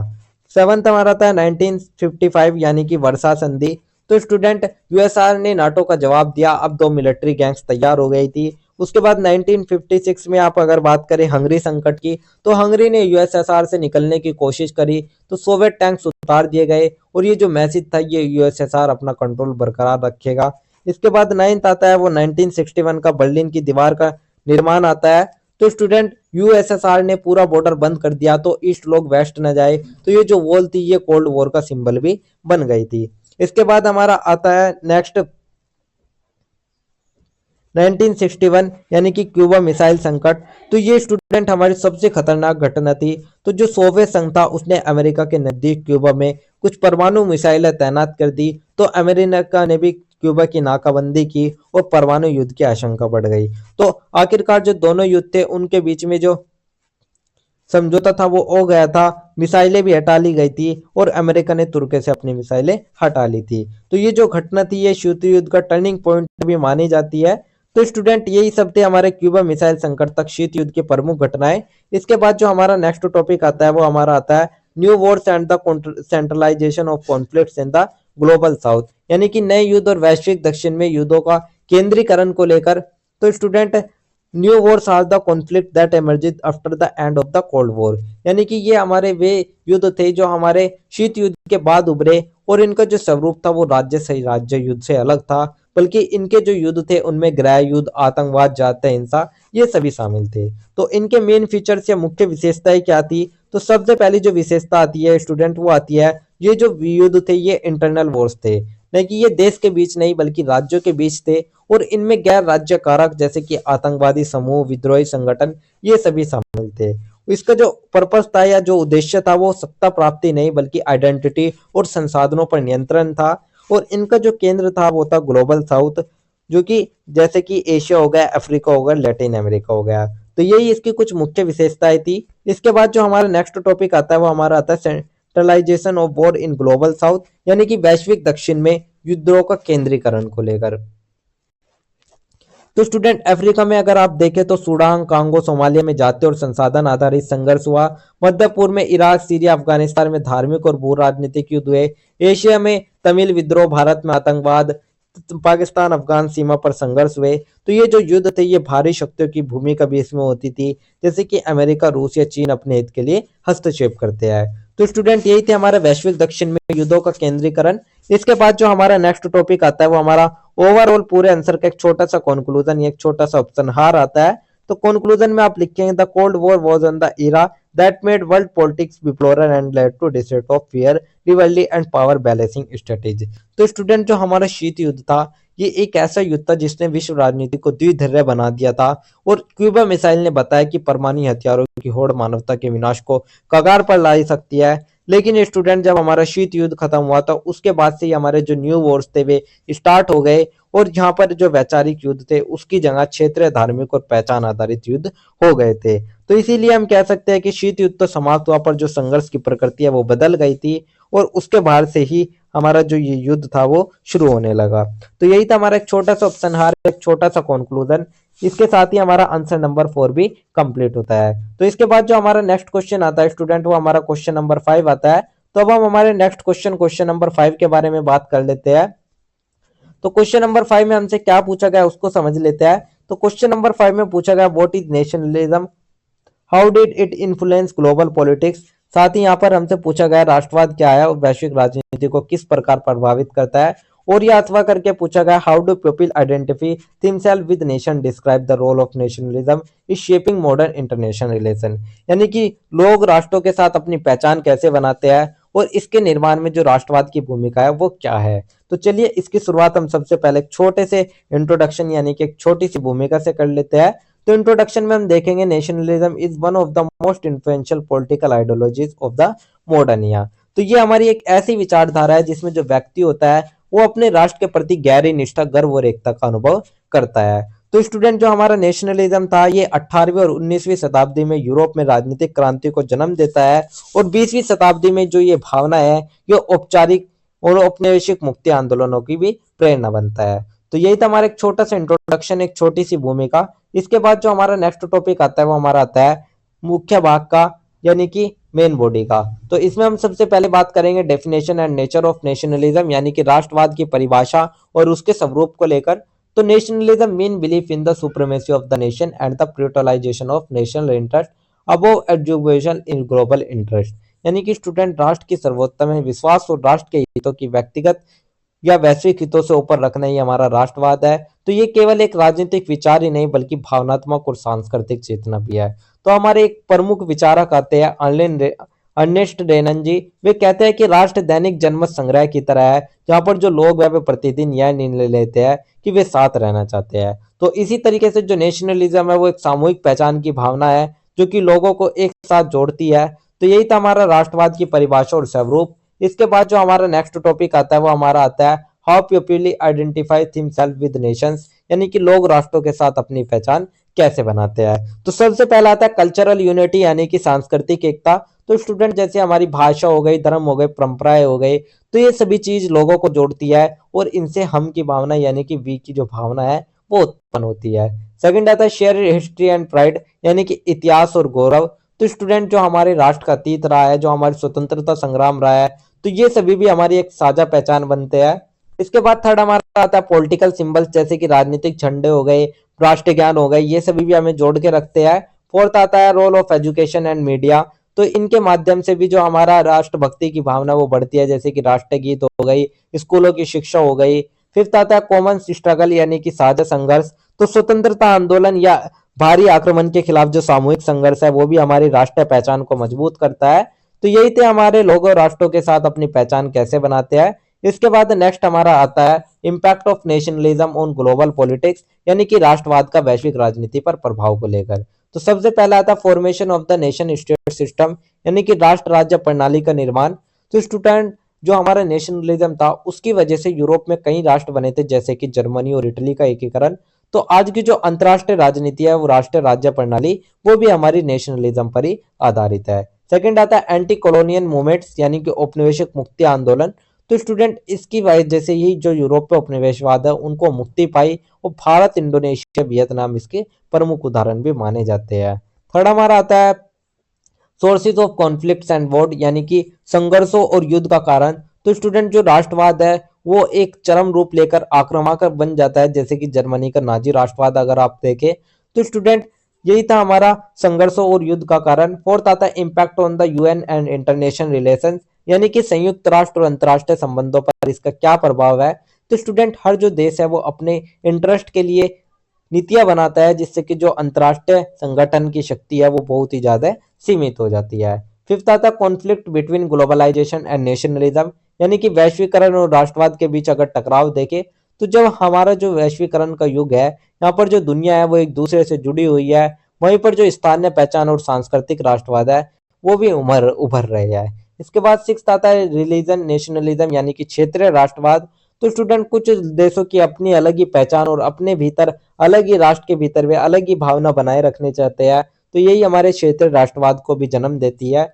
तो स्टूडेंट यही थे हमारे राष्ट्रवाद का वैश्विक राजनीति पर प्रभाव। इसके बाद जो हमारा नेक्स्ट टॉपिक आता है वो आता है role of nationalism in modern international relations, यानी कि आधुनिक अंतर्राष्ट्रीय संबंधों में राष्ट्रवाद की भूमिका को लेकर। तो जो अंतर्राष्ट्रीय राजनीति है इसमें जो राष्ट्रवाद है ये बहुत ही जरूरी हो जाता है, क्योंकि हर राज्य की विदेश नीति राष्ट्र हित पर ही तय होती है। तो इससे हमारे बैलेंस ऑफ पावर की अवधारणा भी जुड़ी है और साथ ही कलेक्टिव सिक्योरिटी की सोच को भी ये प्रभावित करता है। तो स्टूडेंट जो हमारा राष्ट्रवाद है वो अब सांस्कृतिक और धार्मिक रूप में भी देखते हैं, जिससे हम पहचान की राजनीति यानी कि पॉलिटिक्स ऑफ आइडेंटिटी जो है वो भी इससे बढ़ रही है। तो यही था हमारा role of nationalism in modern international relations. इसके बाद जो हमारा नेक्स्ट टॉपिक आता है वो हमारा ओवरऑल पूरे आंसर का एक छोटा सा निष्कर्ष, एक छोटा सा कंक्लूजन आता है। तो कंक्लूजन में हम देखेंगे कि जो हमारा नेशनलिज्म है वो एक और एकता, आत्मनिर्भरता और स्वतंत्रता का प्रतीक है, तो दूसरी ओर वो अहंकार, आक्रामकता और विभाजन का कारण भी बन सकता है। तो आज के समय में जो राष्ट्रवाद है वो कभी तो सहयोग को जन्म देता है तो कभी संघर्ष। तो इसलिए हम कह सकते हैं कि जो राष्ट्रवाद है वो आज भी विश्व राजनीति का हृदय है और ये राष्ट्रों को जोड़ता भी है और विभाजित भी करता है। तो स्टूडेंट यही था हमारा एक छोटा सा निष्कर्ष, एक छोटा सा कंक्लूजन, जिसके साथ ही हमारा आंसर नंबर 5 भी कंप्लीट होता है। तो यही था हमारा आंसर नंबर 5। इसके बाद जो हमारा नेक्स्ट क्वेश्चन आता है वो हमारा क्वेश्चन नंबर 6 आता है। तो क्वेश्चन नंबर 6 को स्टार्ट करने से पहले स्टूडेंट मैं आपसे हमारे जो गिव वे के क्वेश्चन है वे पूछ लेता हूं। तो जैसे कि मैंने आपको वीडियो के स्टार्टिंग में बताया था कि हम वीडियो के बीच में कहीं भी आपसे गिव वे के 3 क्वेश्चंस पूछेंगे, तो जो भी स्टूडेंट सबसे पहले और सभी करेक्ट आंसर देगा, तो स्टार्टिंग के 3 स्टूडेंट्स को हमारी तरफ से मिलेंगे फ्री नोट्स। तो चलिए अब हम हमारे जो गिव वे के क्वेश्चन है वे पूछ लेते हैं। तो सबसे पहले जो हमारा गिव वे का क्वेश्चन रहने वाला है वो हमारा रहने वाला है कि इंटरनेशनल रिलेशंस किस विषय से सबसे ज्यादा जुड़ा हुआ है। तो कौन सा ऐसा विषय है जिससे जो इंटरनेशनल रिलेशंस है वो सबसे ज्यादा जुड़ा हुआ है। तो ये तो हमारा क्वेश्चन नंबर फर्स्ट हो गया। सेकंड हमारा जो क्वेश्चन आता है वो हमारा आता है हांस मार्गेंथाउ के अनुसार राजनीति का मुख्य आधार क्या है। तो आपको बताना है तो हांस मार्गेंथाउ जी है उनके अनुसार राजनीति का मुख्य आधार क्या है। तो ये हमारा क्वेश्चन नंबर 2 हो गया। इसके बाद जो हमारा नेक्स्ट क्वेश्चन आता है वो क्वेश्चन नंबर 3 आता है। तो क्वेश्चन नंबर 3 में हमसे पूछा गया है कि राष्ट्रवाद किस चीज पर आधारित होता है। तो ये तीनों क्वेश्चन आपको कमेंट बॉक्स में जरूर बताने हैं, तो आप सभी इनका आंसर जरूर दे। चलिए अब हम दोबारा हमारे क्वेश्चन पे आ जाते हैं। तो अब हम बात कर लेते हैं हमारे क्वेश्चन नंबर 6 के बारे में कि क्वेश्चन नंबर 6 में हमसे क्या पूछा गया है। तो स्टूडेंट क्वेश्चन नंबर 6 में हमसे पूछा गया the declining authority of state is reflected in the increasing decision of power to other institution organisation and local as well as regional body. तो explain this statement with suitable example. यानी कि राज्य के घटते अधिकार और अन्य संस्थानों और संघों की स्थानीय और क्षेत्रीय निकायों के लिए अधिकार के बढ़ते प्रसार में परिलक्षित होते हैं। इस कथन को हमें उदाहरण सहित बताना है। साथ ही यहाँ पर हमसे अथवा या और करके पूछा गया है the state system is nothing but the Westphalian system explain the concept of levels of analysis in international relations. यानी कि राज्य व्यवस्था और कुछ नहीं बल्कि वेस्टफेलियन व्यवस्था है। इसके हमें संबंधों को बताते हुए विश्लेषण के स्तर की अवधारणा की व्याख्या करनी है। तो चलिए इस आंसर की शुरुआत हम सबसे पहले एक छोटे से इंट्रोडक्शन यानी कि एक छोटी सी भूमिका से कर लेते हैं। तो भूमिका में हम देखेंगे स्टूडेंट जो हमारे अंतरराष्ट्रीय संबंध में जो स्टेट का रोल है उसको हम सबसे महत्वपूर्ण इकाई के रूप में मानते हैं। तो जो हमारा क्लासिकल राजनीति विचारधारा है उसके अनुसार जो राज्य है वो एक सर्वोच्च सत्ता रखता है, और साथ ही ये जो धारणा है ये हमारी treaty of Westphalia 1964 treaty of Westphalia से जुड़ी हुई है, और जिससे कि हमारे स्टेट सिस्टम की जो नींव है वो भी रखी गई है। तो आज के समय में जब हमारे देश में ग्लोबलाइजेशन का आधार है तो उसमें जो राज्यों की प्रारंभिक सॉवरेनिटी है वो घटती दिखाई देती है। तो स्टूडेंट यही था हमारा एक छोटा सा इंट्रोडक्शन, एक छोटी सी प्रस्तावना। इसके बाद जो हमारा नेक्स्ट टॉपिक आता है वो हमारा आता है मुख्य भाग का यानी कि मेन बॉडी का। तो मेन बॉडी में हम सबसे पहले बात करेंगे द वेस्टफेलियन सिस्टम यानी कि वेस्टफेलियन राज्य व्यवस्था। तो जो 1948 की वेस्टफेलियन संधि थी उसने यूरोप में धार्मिक युद्धों का अंत किया और साथ ही पॉलिटिकल सोवर्जिनिटी का जो सिद्धांत है वो स्थापित किया था। तो मेन फीचर्स यानी कि मुख्य विशेषता क्या थी स्टूडेंट इसकी। तो मुख्य विशेषता ये थी कि प्रत्येक राज्य अपने सीमित क्षेत्र में सर्वोच्च सत्ता रखता था, कोई भी जो भारी शक्तियां थी वे हस्तक्षेप नहीं करती थी और सभी राज्य कानून रूप से समान होते थे। तो अंतर्राष्ट्रीय संबंध राज्यों के बीच होते हैं न कि व्यक्ति या संस्थानों के बीच। तो इसी प्रकार से जो हमारी वेस्टफेलिया व्यवस्था थी उसने राज्य केंद्रित अंतर्राष्ट्रीय प्रणाली बनाई, जिससे कि हमारा जो रियलिस्ट विचारधारा है उसको भी स्वीकार किया गया। सेकंड हमारा आता है decline authority of the state यानी कि राज्य के घटते अधिकार। तो ये जो राज्य के घटते अधिकार है ये विभिन्न प्रभाव से जुड़े हुए हैं, जिसमें हमारा सबसे पहला आता है इम्पैक्ट ऑफ ग्लोबलाइजेशन यानी कि वैश्वीकरण का प्रभाव। तो स्टूडेंट जो वैश्वीकरण था उसने हमारी राष्ट्रीय सीमाओं को कमजोर कर दिया है। तो अब जो राज्य है वो अपनी अर्थव्यवस्था को पूरी तरीके से नियंत्रित नहीं कर पाते। स्टूडेंट जो अंतरराष्ट्रीय संस्थाएं होती है उनके निर्णयों के कारण ये जो सरकार होता है उसको अपनी नीतियों में बदलाव करना पड़ता है। सेकंड हमारा आता है राइज ऑफ इंटरनेशनल इंस्टीट्यूशन यानी कि अंतरराष्ट्रीय संस्थाओं का उदय। तो जैसे हमारा यूनाइटेड नेशन हो गया, WTO हो गया, IMF हो गया, तो ये सभी हमारे राज्यों की नीति निर्माण को भी प्रभावित करती है। जैसे कि आप देखें कि जो IMF की शर्तें थी उनके कारण विकासशील देशों को आर्थिक सुधार लागू करने पड़ेंगे। तो ऐसे ही WHO की महामारी नीतियां राष्ट्रीय स्वास्थ्य नीतियों को दिशा देती है। तो स्टूडेंट यही था हमारा अंतरराष्ट्रीय संस्थाओं का उदय। थर्ड हमारा आता है इन्फ्लुएंस ऑफ मल्टीनेशनल कॉर्पोरेशन यानी कि बहुराष्ट्रीय कंपनियों का प्रभाव। तो जैसे कि एप्पल, गूगल, रिलायंस हो गई, तो ये जो सभी कंपनियां हैं ये कई देशों की GDP को अधिक प्रभावशाली मानती है। तो स्टूडेंट ये जो कंपनियां सरकारों से अधिक निवेशी निर्णयों को प्रभावित करती है। इसके बाद फोर्थ हमारा आता है रीजनल ऑर्गेनाइजेशन यानी कि क्षेत्रीय संगठन। तो जैसे कि हमारा EU हो गया, एशियान हो गया, AU हो गया, तो ये सभी राज्य की संप्रभुता को प्रभावित करती है। तो यही थे हमारे क्षेत्रीय संगठन। फिफ्थ आता है लोकल गवर्नेंस एंड डिसेंट्रलाइजेशन, यानी कि स्थानीय निकाय और विकेंद्रीकरण। तो स्टूडेंट राज्यों के भीतर के जो अधिकार है वो अब स्थानीय संस्थाओं जैसे कि पंचायत, म्युनिसिपल इन सभी में बट गए हैं। तो 73 और 74 संविधान संशोधन करके जो हमारा स्थानीय स्वशासन था उसको भी संवैधानिक दर्जे देकर जो राज्य की सत्ता है उसको बांट दिया गया था।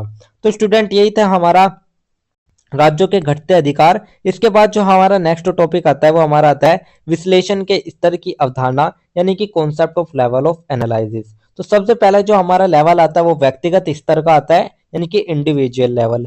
तो जो नेता और निर्णय निर्माता के जो दृष्टिकोण होते हैं जैसे कि हिटलर, नेहरू, कनेडी, इन सभी के जो निर्णय आए हुए होते हैं उन्होंने वैश्विक राजनीति को प्रभावित किया। सेकंड आता है स्टेट लेवल। तो ये जो स्तर होता है ये आंतरिक नीतियों, राजनीतिक व्यवस्था और आर्थिक हितों को देखता है। थर्ड आता है हमारा सिस्टम लेवल, यानी कि प्रणाली स्तर। तो ये हमारी अंतरराष्ट्रीय व्यवस्था को देखता है, जैसे कि हमारा बाइपोलर सिस्टम हो गया, तो स्टूडेंट गठबंधन, वैश्विक रचनाएं, तो ये सभी हमारा प्रणाली स्तर के अंतर्गत आती है। तो ये जो तीन स्तरीय है इनसे हमें पता चलता है कि जो आज राज्य है वो अकेला निर्णायक कारक नहीं है, बल्कि कई संस्थाएं, कई अभिनेता और कई क्षेत्रीय निकाय भी इंटरनेशनल रिलेशंस को प्रभावित करते हैं। तो स्टूडेंट यही था हमारा विश्लेषण के स्तर। इसके बाद जो हमारा नेक्स्ट टॉपिक आता है वो हमारा ओवरऑल पूरे आंसर का एक छोटा सा कंक्लूजन, एक छोटा सा निष्कर्ष आता है। तो निष्कर्ष में हम कह सकते हैं कि जो वेस्टफेलियन युग था उसने ही हमारी अंतरराष्ट्रीय राजनीति की केंद्रीय इकाई उसको माना जाता है। तो अब जो निर्णय है वे राज्य नहीं लेते, बल्कि जो संयुक्त राष्ट्र क्षेत्रीय संगठन है उनमें भी उनकी बहुत ज्यादा भूमिका रह रही है। तो इसी तरीके से हम कह सकते हैं कि राज्य के घटते अधिकार वास्तव में अन्य संसाधनों, संगठनों और स्थानीय निकायों के अधिकारों के बढ़ते प्रसार में परिलक्षित होती है। तो आप एक तरीके से ये नहीं कह सकते कि जो राज्य की शक्ति है वो समाप्त हो गई है, लेकिन उसका जो स्वरूप और दायरा है वो थोड़ा सा बदल गया है। तो अब जो संप्रभुता है वो साझी है, वो पूर्ण संप्रभुता नहीं है। तो यही था हमारा एक छोटा सा निष्कर्ष, एक छोटा सा उपसंहार, जिसके साथ ही हमारा आंसर नंबर 6 भी कंप्लीट होता है। तो यही था हमारा आंसर नंबर 6। इसके बाद जो हमारा नेक्स्ट क्वेश्चन आता है वो हमारा क्वेश्चन नंबर 7 आता है। तो अब हम बात कर लेते हैं हमारे क्वेश्चन नंबर 7 के बारे में। क्वेश्चन नंबर 7 में हमसे पूछा गया critically analyse the concept of global commons and differentiated responsibilities in relation to climate change, यानी कि जलवायु परिवर्तन के संबंध में जो वैश्विक कॉमन्स और विभेदित जिम्मेदारी है उनकी हमें आलोचना करनी है। साथ ही यहाँ पर हमसे अथवा या और करके पूछा गया discuss the environmental issue in global politics, यानी कि वैश्विक राजनीति में पर्यावरण संबंधी मुद्दों पर हमें चर्चा करनी है। तो चलिए इस आंसर की शुरुआत हम सबसे पहले एक छोटे से इंट्रोडक्शन यानी कि एक छोटी सी भूमिका से कर लेते हैं।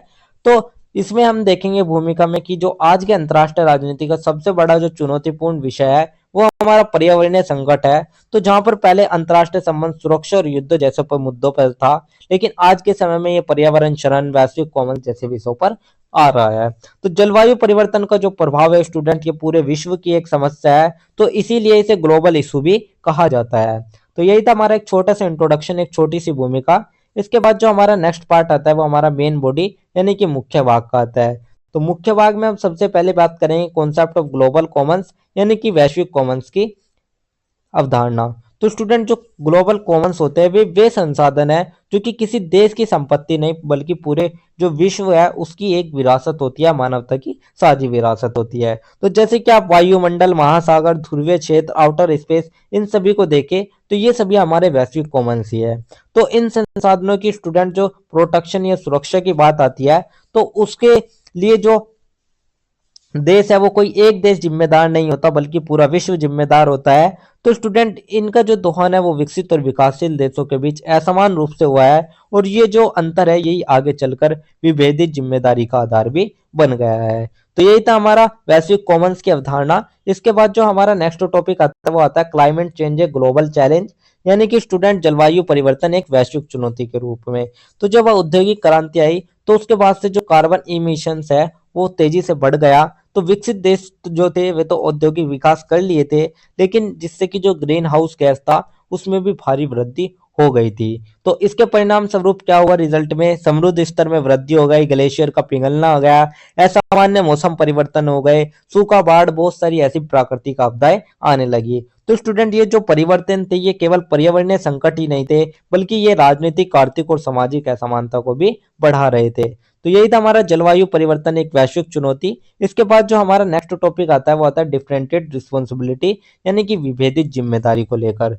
तो स्टूडेंट जो ये हमारा सिद्धांत है, ये रियो अर्थ समिट में अपनाया गया था और इसका मतलब है सभी देशों की पर्यावरणीय जिम्मेदारी समान नहीं हो सकती, क्योंकि ऐतिहासिक रूप से प्रदूषण में योगदान असमान रहा है। तो जो हमारे विकसित देश है उन्होंने ज्यादा पर्यावरण को नुकसान पहुंचाया है, लेकिन जो हमारे एक तरीके से विकासशील देश है जो धीरे धीरे अब वृद्धि कर रहे हैं, तो उन्होंने कम पहुंचाया है। तो मुख्य बिंदु यही है कि विकसित देशों ने औद्योगिकरण के दौरान सबसे अधिक उत्सर्जन किया, इसलिए उनकी जो जिम्मेदारी है वो अधिक होगी, लेकिन विकासशील देशों को विकास के लिए स्थान मिलना चाहिए। तो सभी देशों को अपनी अपनी भागीदारी निभानी चाहिए, लेकिन समान क्षमता के सिद्धांत पर नहीं, बल्कि समान प्रतिबद्धता और अलग अलग जिम्मेदारी के आधार पर। तो यही थे इसके मुख्य बिंदु। तो अगर आप इसको एग्जाम्पल के माध्यम से समझे, तो जैसे कि क्योटो प्रोटोकॉल हो गया, इसमें कहा गया था कि केवल विकसित देशों पर कानूनी रूप से बाध्यकारी उत्सर्जन कटौती का दायित्व है। इसी तरीके से पेरिस समझौता हो गया, जिसमें सभी देशों की भागीदारी थी, लेकिन जो योगदान था वो प्रत्येक देश की क्षमता के अनुसार तय किया गया था। तो यही था हमारा विभेदित जिम्मेदारी। इसका बाद जो हमारा नेक्स्ट टॉपिक आता है वो हमारा आता है environmental issue and global politics, यानी कि पर्यावरणीय मुद्दे और वैश्विक राजनीति। तो स्टूडेंट, अब जो पर्यावरण था वो एक तरीके से पारिस्थितिक विषय नहीं रहा था, ये हमारा हर चीज का हिस्सा बन गया था। तो जैसे कि हमारा सबसे पहला आता है नॉर्थ साउथ डिवाइड, यानी कि उत्तर दक्षिण विभाजन। तो विकसित देश ग्लोबल साउथ नॉर्थ में और विकासशील देश ग्लोबल साउथ में आ गए थे। तो जो हमारा उत्तर देश था वो पर्यावरणीय मानदंड बनाते हैं, और जो दक्षिण देश है वो उन्हें विकास की बाधा मानते हैं। तो उदाहरण के लिए अगर आप देखें, भारत और चीन का ये तर्क है कि हमें उतना प्रदूषण नहीं फैलाया जितना अमेरिका और यूरोप ने फैलाया है, तो इसीलिए हम पर समान नियम लागू नहीं होने चाहिए। तो ये तो उत्तर दक्षिण विभाजन हो गया। सेकंड आता है इन्वायरमेंटल डिप्लोमेसी, यानी कि पर्यावरणीय कूटनीति। तो जलवायु वार्ताओं में जो देश के राजनीतिक हित है और कूटनीति है वे अहम भूमिका निभाते हैं। तो स्टूडेंट, थर्ड हमारा आता है global governance and role of NGOs, यानी कि संयुक्त राष्ट्र पर्यावरण कार्यक्रम। जो ये संगठन है ये वैश्विक स्तर पर नीति और रिपोर्ट और जन जागरूकता अभियान भी चलाते हैं। फोर्थ आता है ग्रीन पॉलिटिक्स, यानी कि हरित राजनीति। तो अब कई देशों में ग्रीन पार्टीज और सस्टेनेबल डेवलपमेंट जैसे जो विचार है वे भी राष्ट्रीय नीतियों का हिस्सा बन रहे हैं। तो यही था हमारा पर्यावरणीय मुद्दे और वैश्विक राजनीति। इसके बाद जो हमारा नेक्स्ट टॉपिक आता है वो हमारा क्राइटिकल एनालिसिस, यानी कि आलोचनात्मक विश्लेषण आता है। तो सबसे पहली बात तो यही हो रही है, सीबीडीआर सिद्धांत व्यवहार में कमजोर पड़ रहा है। तो जो विकसित देश है वे अपने उत्सर्जन घटाने में धीमे है, और जो विकासशील देश है उन पर आर्थिक दबाव बढ़ रहा है। सेकंड आता है वित्तीय सहायता का असंतुलन। तो जो विकसित विकासशील देश है उनको ग्रीन फंड के तहत वादा की गई सहायता पर्याप्त नहीं मिल रही। राजनीतिक स्वार्थ भी है, तो कई शक्तिशाली देश जलवायु समझौते से पीछे हट रहे हैं, जब भी उन्हें आर्थिक नुकसान दिखता है। फोर्थ आता है प्रौद्योगिकी असमानता। जो पर्यावरणीय तकनीक है उनकी पहुंच भी अब अमीर देशों के पास तक केंद्रित हो गई है। तो स्टूडेंट, यही थी हमारा आलोचनात्मक विश्लेषण। इसके बाद जो हमारा नेक्स्ट टॉपिक आता है वो हमारा ओवरऑल पूरे आंसर का एक छोटा सा कंक्लूजन या एक छोटा सा उपसंहार आता है। तो उपसंहार में हम यही कह सकते हैं कि जो हमारा पर्यावरणीय संकट है ये हमारे पूरी विश्व की समस्या है। तो विश्व कॉमन्स की जो सुरक्षा और विभेदित जिम्मेदारी का सिद्धांत है, इन सभी का साझा भविष्य की रक्षा करने के लिए आवश्यक है। तो जब तक जो विकसित और विकासशील देश है वे आपसी सहयोग और नए संगत व्यवस्था नहीं अपनाएंगे, तब तक जो हमारा जलवायु या क्लाइमेट चेंज है उसको नियंत्रित नहीं किया जा सकता। तो पृथ्वी किसी एक देश की नहीं बल्कि ये पूरी मानवता का घर है, और उसकी रक्षा की जिम्मेदारी सामूहिक लेकिन न्याय संगत होनी चाहिए। तो स्टूडेंट, यही था हमारा एक छोटा सा कंक्लूजन, ये एक छोटा सा उपसंहार। इसके बाद जो हमारा नेक्स्ट टॉपिक आता है वो हमारा आता है क्वेश्चन नंबर 8 का। तो अब हम बात कर लेते हैं क्वेश्चन नंबर 8 में हमसे क्या पूछा गया है। तो क्वेश्चन नंबर 8 में हमसे पूछा गया है describe the concept of visual fascinations in international relation through cinema and museums, यानी कि सिनेमा और संग्रहालयों के माध्यम से जो अंतरराष्ट्रीय संबंध है उसमें दृश्य मोह का हमें वर्णन करना है।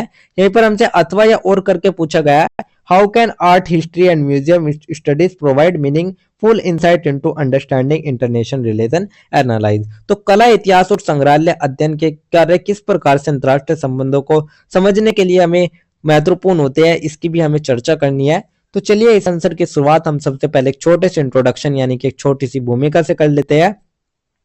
तो इंट्रोडक्शन है भूमिका में हम देखेंगे कि जो अंतरराष्ट्रीय संबंधों का अध्ययन है वो शक्ति, राजनीति, इन सभी विषयों के लिए किया जाता है। लेकिन आज के समय में जो संस्कृति, कला और दृश्य है उनके माध्यम से भी जो अंतरराष्ट्रीय राजनीति है उसको हम समझ सकते हैं, तो सिनेमा, कला और संग्रहालय ये केवल एक मनोरंजन या इतिहास प्रदर्शन के साधन नहीं, बल्कि ये सांस्कृतिक, कूटनीति, राष्ट्रीय पहचान, इन सभी के लिए भी एक औजार बन चुकी है। तो आज के समय में अंतर्राष्ट्रीय संबंधों में दृश्य मोह का जो अर्थ है वो है कला, फिल्मों, चित्रों और संग्रहालयों के माध्यम से जुड़ी एक ऐसी प्रस्तुति जो कि भावनात्मक, राजनीतिक और सांस्कृतिक प्रभाव भी डालती है।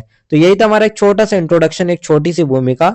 इसके बाद जो हमारा नेक्स्ट पार्ट आता है वो हमारा मेन बॉडी यानी कि मुख्य भाग का आता है। तो मुख्य भाग में हम सबसे पहले बात करें कॉन्सेप्ट ऑफ विजुअल फैसिनेशन यानी कि दृश्य मोह की अवधारणा को लेकर। तो स्टूडेंट, इसका जो तात्पर्य है वो किसी विचार, संस्कृति या राष्ट्र की एक ऐसी दृश्यात्मक प्रस्तुति से है जो कि दर्शकों पर गहरी छाप छोड़ती है और उनकी सोच को प्रभावित करती है। तो स्टूडेंट, ये सभी जो दृश्य मोह के साधन है वे हमारे सिनेमा, चित्रकला, संग्रहालय, प्रदर्शन। तो ये जो मोह है ये केवल सौंदर्य तक ही नहीं बल्कि जो हमारी राजनीतिक और वैचारिक करता है उसको भी ये ग्रहण कर लेते हैं। तो यही था हमारा दृश्य मोह की अवधारणा। इसके बाद नेक्स्ट हमारा आता है expression of international relation through cinema यानी कि सिनेमा के माध्यम से अंतरराष्ट्रीय संबंधों की अभिव्यक्ति को लेकर। तो स्टूडेंट, सिनेमा को सॉफ्ट पावर का माध्यम कहा गया है। तो फिल्में न केवल कहानी सुनाती है बल्कि वे किसी देश की संस्कृति, मूल्य, विचारधारा को भी प्रस्तुत करती है। तो अगर इसके मुख्य बिंदु में हम सबसे पहले बात करें वो हमारा आता है नेशन बिल्डिंग यानी कि राष्ट्र की छवि के निर्माण के रूप में। तो जैसे कि हॉलीवुड फिल्मों ने अमेरिका की वैश्विक छवि स्वतंत्रता और लोकतंत्र के रक्षा में स्थापित किए, ऐसे जो भारतीय सिनेमा है उसने भारत को संस्कृति, परंपरा और विविधता के देश में प्रस्तुत किया। सेकंड आता है आइडियोलॉजी इन्फ्लुएंस यानी कि वैचारिक प्रभाव। तो शीत युद्ध के दौरान जो हॉलीवुड फिल्में थी उसमें अमेरिकी पूंजीवाद बनाम सोवियत साम्यवाद की विचारधारा दिखाई दी गई थी, जैसे कि रॉकी फोर्थ, रैम्बो आदि। ये अमेरिका की वैचारिक श्रेष्ठता को दर्शाती है। थर्ड आता है कल्चरल डिप्लोमेसी यानी कि संस्कृति और कूटनीति। तो कई देश ऐसे भी थे जिन्होंने फिल्मों के माध्यम से सॉफ्ट पावर के रूप में सांस्कृतिक संबंध मजबूत किए। इसके बाद फोर आता है राइजिंग ग्लोबल अवेयरनेस यानी कि वैश्विक मुद्दों की जागरूकता।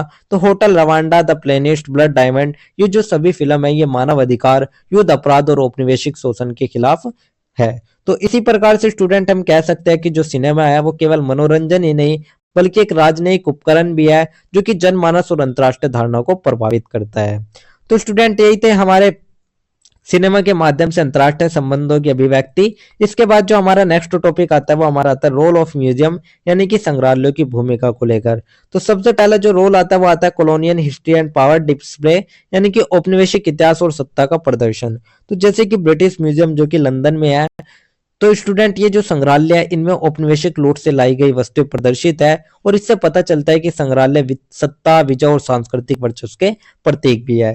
सेकंड आता है national identity and pride and यानी कि राष्ट्रीय पहचान और गौरव। तो भारत के जो राष्ट्रीय संग्रहालय जैसे कि गांधी संग्रहालय है तो ये देश की ऐतिहासिक स्मृति और स्वतंत्रता संग्राम की झलक भी देते हैं। थर्ड आता है हमारा art history and international dialogues यानी कि जो कला प्रदर्शन और संग्रहालय है वे देशों के ऐतिहासिक स्मृति और स्वतंत्रता संग्राम की झलक तो देते ही है, साथ ही वे उनके बीच सांस्कृतिक संवाद का माध्यम भी बनते हैं। तो यही था कला, इतिहास और अंतरराष्ट्रीय। तो स्टूडेंट, यही थी हमारी संग्रहालयों की भूमिका। इसके बाद जो हमारा नेक्स्ट टॉपिक आता है वो आता है insight from art history and museum studies यानी कि कला, इतिहास और संग्रहालय अध्ययन से मिलने वाली अंतर्दृष्टियां। तो सबसे पहला था पावर नॉलेज रिलेशनशिप यानी कि मिशेल फूको के अनुसार ज्ञान और सत्ता एक दूसरे से जुड़े हैं और संग्रहालय और कला इतिहास सत्ता की वैचारिक प्रस्तुति के औजार है। सेकंड आता है identity of self and other यानी कि स्वयं और दूसरे की पहचान। तो औपनिवेशिक कला में पश्चिम को सभ्य और पूर्व को रहस्यमयी दिखाया गया है। तो इसी से जो अंतरराष्ट्रीय संबंध है उनमें ओरिएंटेड वर्ल्ड व्यू भी की नींव भी पड़ती है। थर्ड हमारा आता है कल्चरल डिप्लोमेसी यानी कि सांस्कृतिक कूटनीति। तो संग्रहालय प्रदर्शनियों और कला विनिमय कार्यक्रम देशों के बीच विश्वास और समझ भी बढ़ा सकते हैं। फोर्थ आता है ग्लोबलाइजेशन एंड आर्ट यानी कि वैश्वीकरण और कला। तो आज के समय में जैसे कि फेस्टिवल, अंतरराष्ट्रीय सहयोग हो गया, ये एक नया माध्यम बन गए, जैसे कि कैनिस फिल्म फेस्टिवल हो गए, वेनिस बिनेल हो गए, इंटरनेशनल म्यूजियम डे हो गया। तो स्टूडेंट, यही थे हमारे कला, इतिहास और संग्रहालय अध्ययन से मिलने वाली अंतर्दृष्टियां। तो स्टूडेंट, निष्कर्ष में हम यही कह सकते हैं कि जो अंतर्राष्ट्रीय संबंध है वो केवल नीति और समझौतों। तो स्टूडेंट, जो सिनेमा, कला और संग्रहालय है इनके माध्यम से जो देश है वो अपनी पहचान और शक्ति को भी प्रस्तुत करते हैं और इनके माध्यम से भावनात्मक और सौंदर्य स्तर पर जो जनता है वो प्रभावित होती है। तो यही था हमारा एक छोटा सा निष्कर्ष, एक छोटा सा कंक्लूजन। इसके बाद जो हमारा नेक्स्ट क्वेश्चन आता है वो हमारा क्वेश्चन नंबर 9 आता है। तो क्वेश्चन नंबर 9 में हमसे पूछा गया है अंतरराष्ट्रीय संबंधों में विभिन्न प्रकार की असमानताएं, साथ ही यहाँ पर अथवा या और करके पूछा गया है। असमानता लगभग पूरी तरह राजनीतिक कहानी है। इस संदर्भ में हमें वैश्विक दर्शन ने असमानता के मुद्दों को किस तरह सार्थक तरीके से उठाया है, इसके बारे में बात करनी है। तो चलिए इस आंसर की शुरुआत हम सबसे पहले हमारे एक छोटे से इंट्रोडक्शन यानी कि एक छोटी सी भूमिका से कर लेते हैं। तो भूमिका में हम देखेंगे कि जो समानता के सिद्धांत पर है वो हमारे अंतर्राष्ट्रीय संबंधों की संरचना है, बल्कि असमानता पर नहीं है। तो यहाँ पर जो संयुक्त राष्ट्र जैसी जो संस्थाएं है वे समान संप्रभुता की बात करती है। तो इसी प्रकार से जो असमानता है वो आर्थिक नहीं बल्कि राजनीतिक, सैन्य, तकनीकी और सभी रूपों में मौजूद है। तो आज की वैश्विक राजनीति का जो छुपा हुआ केंद्र है वो हिडन कोर बन चुकी है असमानता। तो यही था हमारा एक छोटा सा इंट्रोडक्शन, एक छोटी सी भूमिका।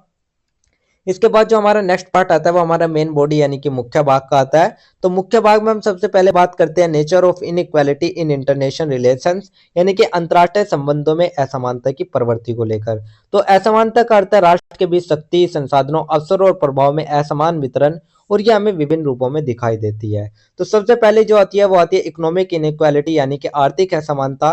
तो जो ग्लोबल नॉर्थ और ग्लोबल साउथ के जो देश है उनके बीच आय, उत्पादन और व्यापार में गहरा अंतर है। तो विश्व बैंक की जो रिपोर्ट है वो कहती है कि विश्व की 20% जनसंख्या के पास 80% जो संपत्ति है वो केंद्रित है। तो ये तो हमारी आर्थिक असमानता हो गई। सेकंड आती है पॉलिटिकल इनइक्वालिटी यानी कि राजनीतिक असमानता।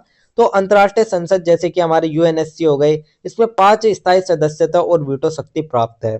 तो स्टूडेंट इससे जो विकासशील देशों की आवाज है वो अक्सर हाशिए पर रह जाती है। तो यही थी हमारी राजनीतिक असमानता। थर्ड आती है मिलिट्री इनइक्वालिटी यानी कि सैन्य असमानता। तो जैसे कि कुछ जो देश है वे परमाणु शक्ति से संपूर्ण है, जबकि जो अधिकांश देश है वे पारंपरिक सुरक्षा पर निर्भर है। तो स्टूडेंट जैसे कि आप एनपीटी जैसी संधि देखें तो ये असमान है, क्योंकि वे पुराने परमाणु देशों को मान्यता देती है लेकिन नए देशों को रोकती है। तो यही थी सैन्य असमानता। इसके बाद फोर्थ आती है टेक्नोलॉजी इनइक्वालिटी यानी कि प्रौद्योगिकी असमानता। तो विकसित देशों के पास उन्नत तकनीक, शिक्षा और अनुसंधान की क्षमता है, जबकि जो हमारे विकासशील देश है उनके पास डिजिटल या तकनीक रूप से वे पिछड़े हुए हैं। फिफ्थ हमारा आता है कल्चरल एंड आइडियोलॉजी इनइक्वालिटी यानी कि सांस्कृतिक और वैचारिक समानता। तो पश्चिमी देशों की संस्कृति, भाषा ये सभी प्रभुत्वशाली है। तो स्टूडेंट अगर आप हॉलीवुडलाइजेशन और एमसी डोनाटलाइजेशन जैसे शब्द बताते हैं कि कैसे पश्चिमी संस्कृति ने वैश्विक मीडिया और उपभोग पर नियंत्रण कर लिया है। इसके बाद सिक्स आती है एनवायरमेंटल इक्वालिटी। तो ये भी हमारे बहुत देश को प्रभावित करती है। तो जो गरीब देश है उसको प्रभावित करती है, जबकि उस सर्जन का बड़ा कारण विकसित देश होते हैं। तो स्टूडेंट यही थे हमारे असमानता के प्रकार। इसके बाद जो हमारा नेक्स्ट टॉपिक आता है वो हमारा आता है the global south and the question of inequality यानी कि वैश्विक दक्षिण और असमानता का प्रश्न को लेकर। तो इसमें वैश्विक दक्षिण हमने उन देशों को कहा है जो कि आर्थिक रूप से पिछड़े हैं और उपनिवेशवाद के शिकार रहे हैं। तो स्टूडेंट इनमें कई प्रकार के असमानता को चुनौती देने के लिए प्रयास किए गए, जैसे कि हमारा गुटनिरपेक्ष आंदोलन जिसे हम एनएएम भी कहते हैं। तो जैसे 1955 के बार्डुंग सम्मेलन और 1961 में एनएएम की स्थापना ने जो थी उसने बताया कि विकासशील देश शीत युद्ध की दो शक्तियों के बीच संतुलन नीति अपनाना चाहते हैं। सेकंड हमारा आता है न्यू इंटरनेशनल इकोनॉमिक ऑर्डर यानी कि एनआईओ। तो इसने भी वैश्विक दक्षिण ने संयुक्त राष्ट्र के माध्यम से प्रस्ताव रखा कि जो अंतर्राष्ट्रीय व्यापार और संसाधन है उसके वितरण में समानता होनी चाहिए। थर्ड आता है यूएनसीटीएडी यानी कि United nation conference on trade and development. तो इसको 1964 में गठित किया गया था और इस पर ट्रेड नॉट एड का नारा दिया गया था। फोर्थ आता है साउथ साउथ कोऑपरेशन यानी कि दक्षिण दक्षिण सहयोग। तो जो विकासशील देश है उन्होंने अपनी आपसी सहयोग और तकनीक के माध्यम से अपनी जो स्थिति है वो मजबूत करने का प्रयास किया है। फिफ्थ हमारा आता है role in global climate legislation यानी कि वैश्विक जलवायु की विमर्श में दक्षिण की भूमिका। तो जो हमारे सीबीडीआर का सिद्धांत है ये विकासशील देशों ने जलवायु परिवर्तन पर नए संगत जिम्मेदारी की इसमें मांग रखी है। इसी तरीके से ब्रिक्स और G77 जैसे जो संगठन हो गए, इनके माध्यम से भी जो वैश्विक दक्षिण है उसने अंतर्राष्ट्रीय आर्थिक और राजनीतिक व्यवस्था में अपनी सामूहिक आवाज को सशक्त बनाया है। तो स्टूडेंट यही थे हमारे वैश्विक दक्षिण और असमानता का प्रश्न। इसके बाद जो हमारा नेक्स्ट टॉपिक आता है वो हमारा आलोचनात्मक दृष्टि यानी कि क्राइटिकल पर्सपेक्टिव को आता है। तो जो वैश्विक दर्शन है उसने असमानता के विरुद्ध आवाज तो उठाई, लेकिन जो ये आज भी शक्ति संतुलन है वो इसके उत्तर के पक्ष में झुका हुआ है। इसी तरीके से आईएमएफ, वर्ल्ड बैंक जैसी जो संस्थाएं हैं उनमें भी निर्णय लेने की प्रक्रिया विकसित देशों के नियंत्रण में है और इसी के साथ ही हमारे अंदर असमानताएं भी बढ़ी है देश में। जैसे कि भारत, चीन और ब्राजील ने तो प्रगति की, परंतु अफ्रीका के देश अभी भी पिछड़े हुए हैं। तो यही थी हमारी आलोचनात्मक दृष्टि। इसके बाद जो हमारा नेक्स्ट टॉपिक आता है वो हमारा ओवरऑल पूरे आंसर का एक छोटा सा निष्कर्ष आता है, एक छोटा सा कंक्लूजन आता है, जिसमें हम कह सकते हैं कि जो अंतर्राष्ट्रीय संबंधों में असमानता है वो आर्थिक या राजनीतिक ही नहीं है, बल्कि वो एक ग्लोबल जस्टिस और मानवता के समानता का प्रश्न भी है। तो इसीलिए जो हमारा आने वाला समय है उसमें वैश्विक दक्षिण की एकता, समानता और न्याय के लिए निरंतर प्रयास अंतर्राष्ट्रीय संबंधों की नई दिशा भी तय करेंगे। तो यही था हमारा एक छोटा सा निष्कर्ष, एक छोटा सा कंक्लूजन, जिसके साथ ही हमारा आंसर नंबर 9 भी कंप्लीट होता है। इसके बाद जो हमारा नेक्स्ट क्वेश्चन आता है वो हमारा क्वेश्चन नंबर 10 आता है, जिसमें हमसे कुछ शब्दों पर टिप्पणी लिखनी होती है, जैसे कि यूरो सेंट्रलाइजेशन, यूरो केंद्रवाद, ब्रिक्स, ग्रहों का इतिहास, बाजार, वैश्विक कॉमन्स और विभेदित जिम्मेदारियां। तो चलिए सबको देख लेते हैं एक एक करके। तो सबसे पहला आता है यूरो सेंट्रलाइजेशन यानी कि यूरो केंद्रवाद। तो स्टूडेंट ये एक ऐसी दृष्टि है जिसमें विश्व इतिहास, संस्कृति और राजनीति को यूरोप के दृष्टिकोण से देखता है। तो यूरो केंद्रवाद की आलोचना भी कही गई है। उसमें कहा गया है कि यह एशिया, अफ्रीका, लैटिन अमेरिका की ऐतिहासिक भूमिकाओं को नजरअंदाज करता है और आज के समय में इसे एक बहुकेंद्रीय दृष्टिकोण अपनाया जा रहा है, जो कि सभी सभ्यताओं को समान रूप से महत्व देता है। तो यही था हमारा यूरो केंद्रवाद। इसके बाद ब्रिक्स की बात करें तो इसमें 5 उभरती हुई अर्थव्यवस्थाएं का समूह इसको कहा जाता है। तो इसकी स्थापना 2006 में हुई थी और 2009 में पहला शिखर सम्मेलन इसमें आयोजित किया था। इसका जो उद्देश्य था वो था वैश्विक दक्षिण की आवाज को सशक्त बनाना।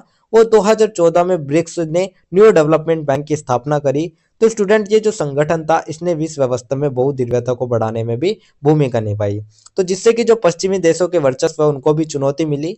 तो यही था हमारा ब्रिक्स। थर्ड हमारा आता है प्लेनेटरी हिस्ट्री यानी कि ग्रहों का इतिहास। तो ये हमारा एक ऐसा दृष्टिकोण है स्टूडेंट जो कि मानव इतिहास को केवल राजनीतिक सीमाओं या राज्यों के दृष्टिकोण से नहीं बल्कि पूरी पृथ्वी के रूप में समझता है। तो ये दृष्टिकोण कहता है कि मानव सभ्यता और प्राकृतिक पर्यावरण के बीच गहरा संबंध है और जो ये विचार है ये जलवायु परिवर्तन इन सभी पर ध्यान केंद्रित करता है। तो इसी प्रकार से यह हमें सतत विकास और पर्यावरणीय न्याय की दिशा में सोचने के लिए प्रेरित भी करता है। तो यही था हमारा ग्रहों का इतिहास। इसके बाद फोर्थ हमारा आता है बाजार यानी कि मार्केट। तो ये हमारी एक ऐसी व्यवस्था है जहाँ पर वस्तुओं, सेवा और पूंजी का आदान प्रदान होता है। तो मुक्त बाजार की जो अवधारणा है वो कही जाती है आर्थिक गतिविधियों को सरकारी नियंत्रण से मुक्त रखा जाए ताकि प्रतिस्पर्धा दक्षता बढ़ सके।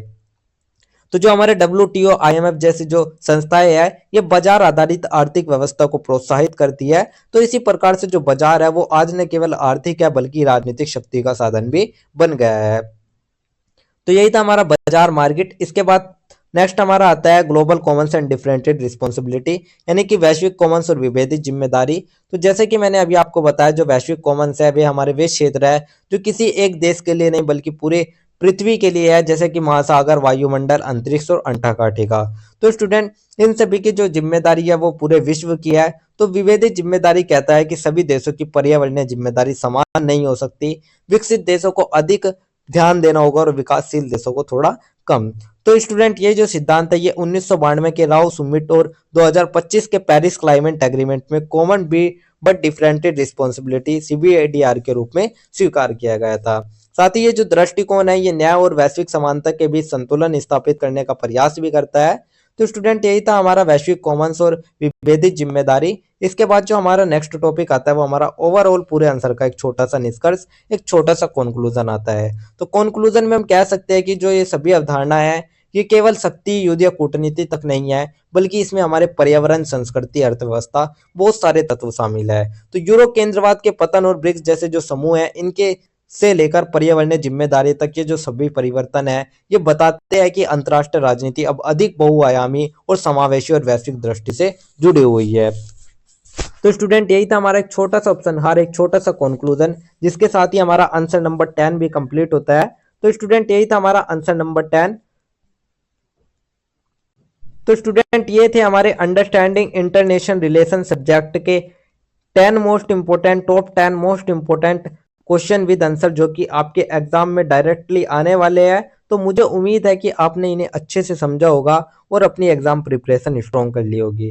तो स्टूडेंट याद रखो हमारे लेक्चर फ्री है, लेकिन अगर आप चाहते हो वेल ऑर्गेनाइज्ड नोट्स जो कि एग्जाम के लिए एकदम परफेक्ट है तो बस गिवन नंबर पर मैसेज करो और अपने नोट्स सिक्योर करो। और हाँ, हर वीडियो में होता है स्पेशल गिव वे, तो वीडियो के बीच में पूछे गए क्वेश्चंस के लिए रेडी रहो और 3 लकी स्टूडेंट्स बन सकते हो फ्री नोट्स के। तो अगर आपको वीडियो पसंद आई हो तो लाइक शेयर और सब्सक्राइब करना ना भूले एंड हमारा व्हाट्सअप चैनल और टेलीग्राम चैनल को फॉलो कर लीजिएगा ताकि आपको मिलते रहे एग्जाम फोकस अपडेट्स और ड्यू सोल के सारे important lecture and giveaway के विनर्स। तो till then stay focus, study smart और crush your exam. All the best, see you in the next video.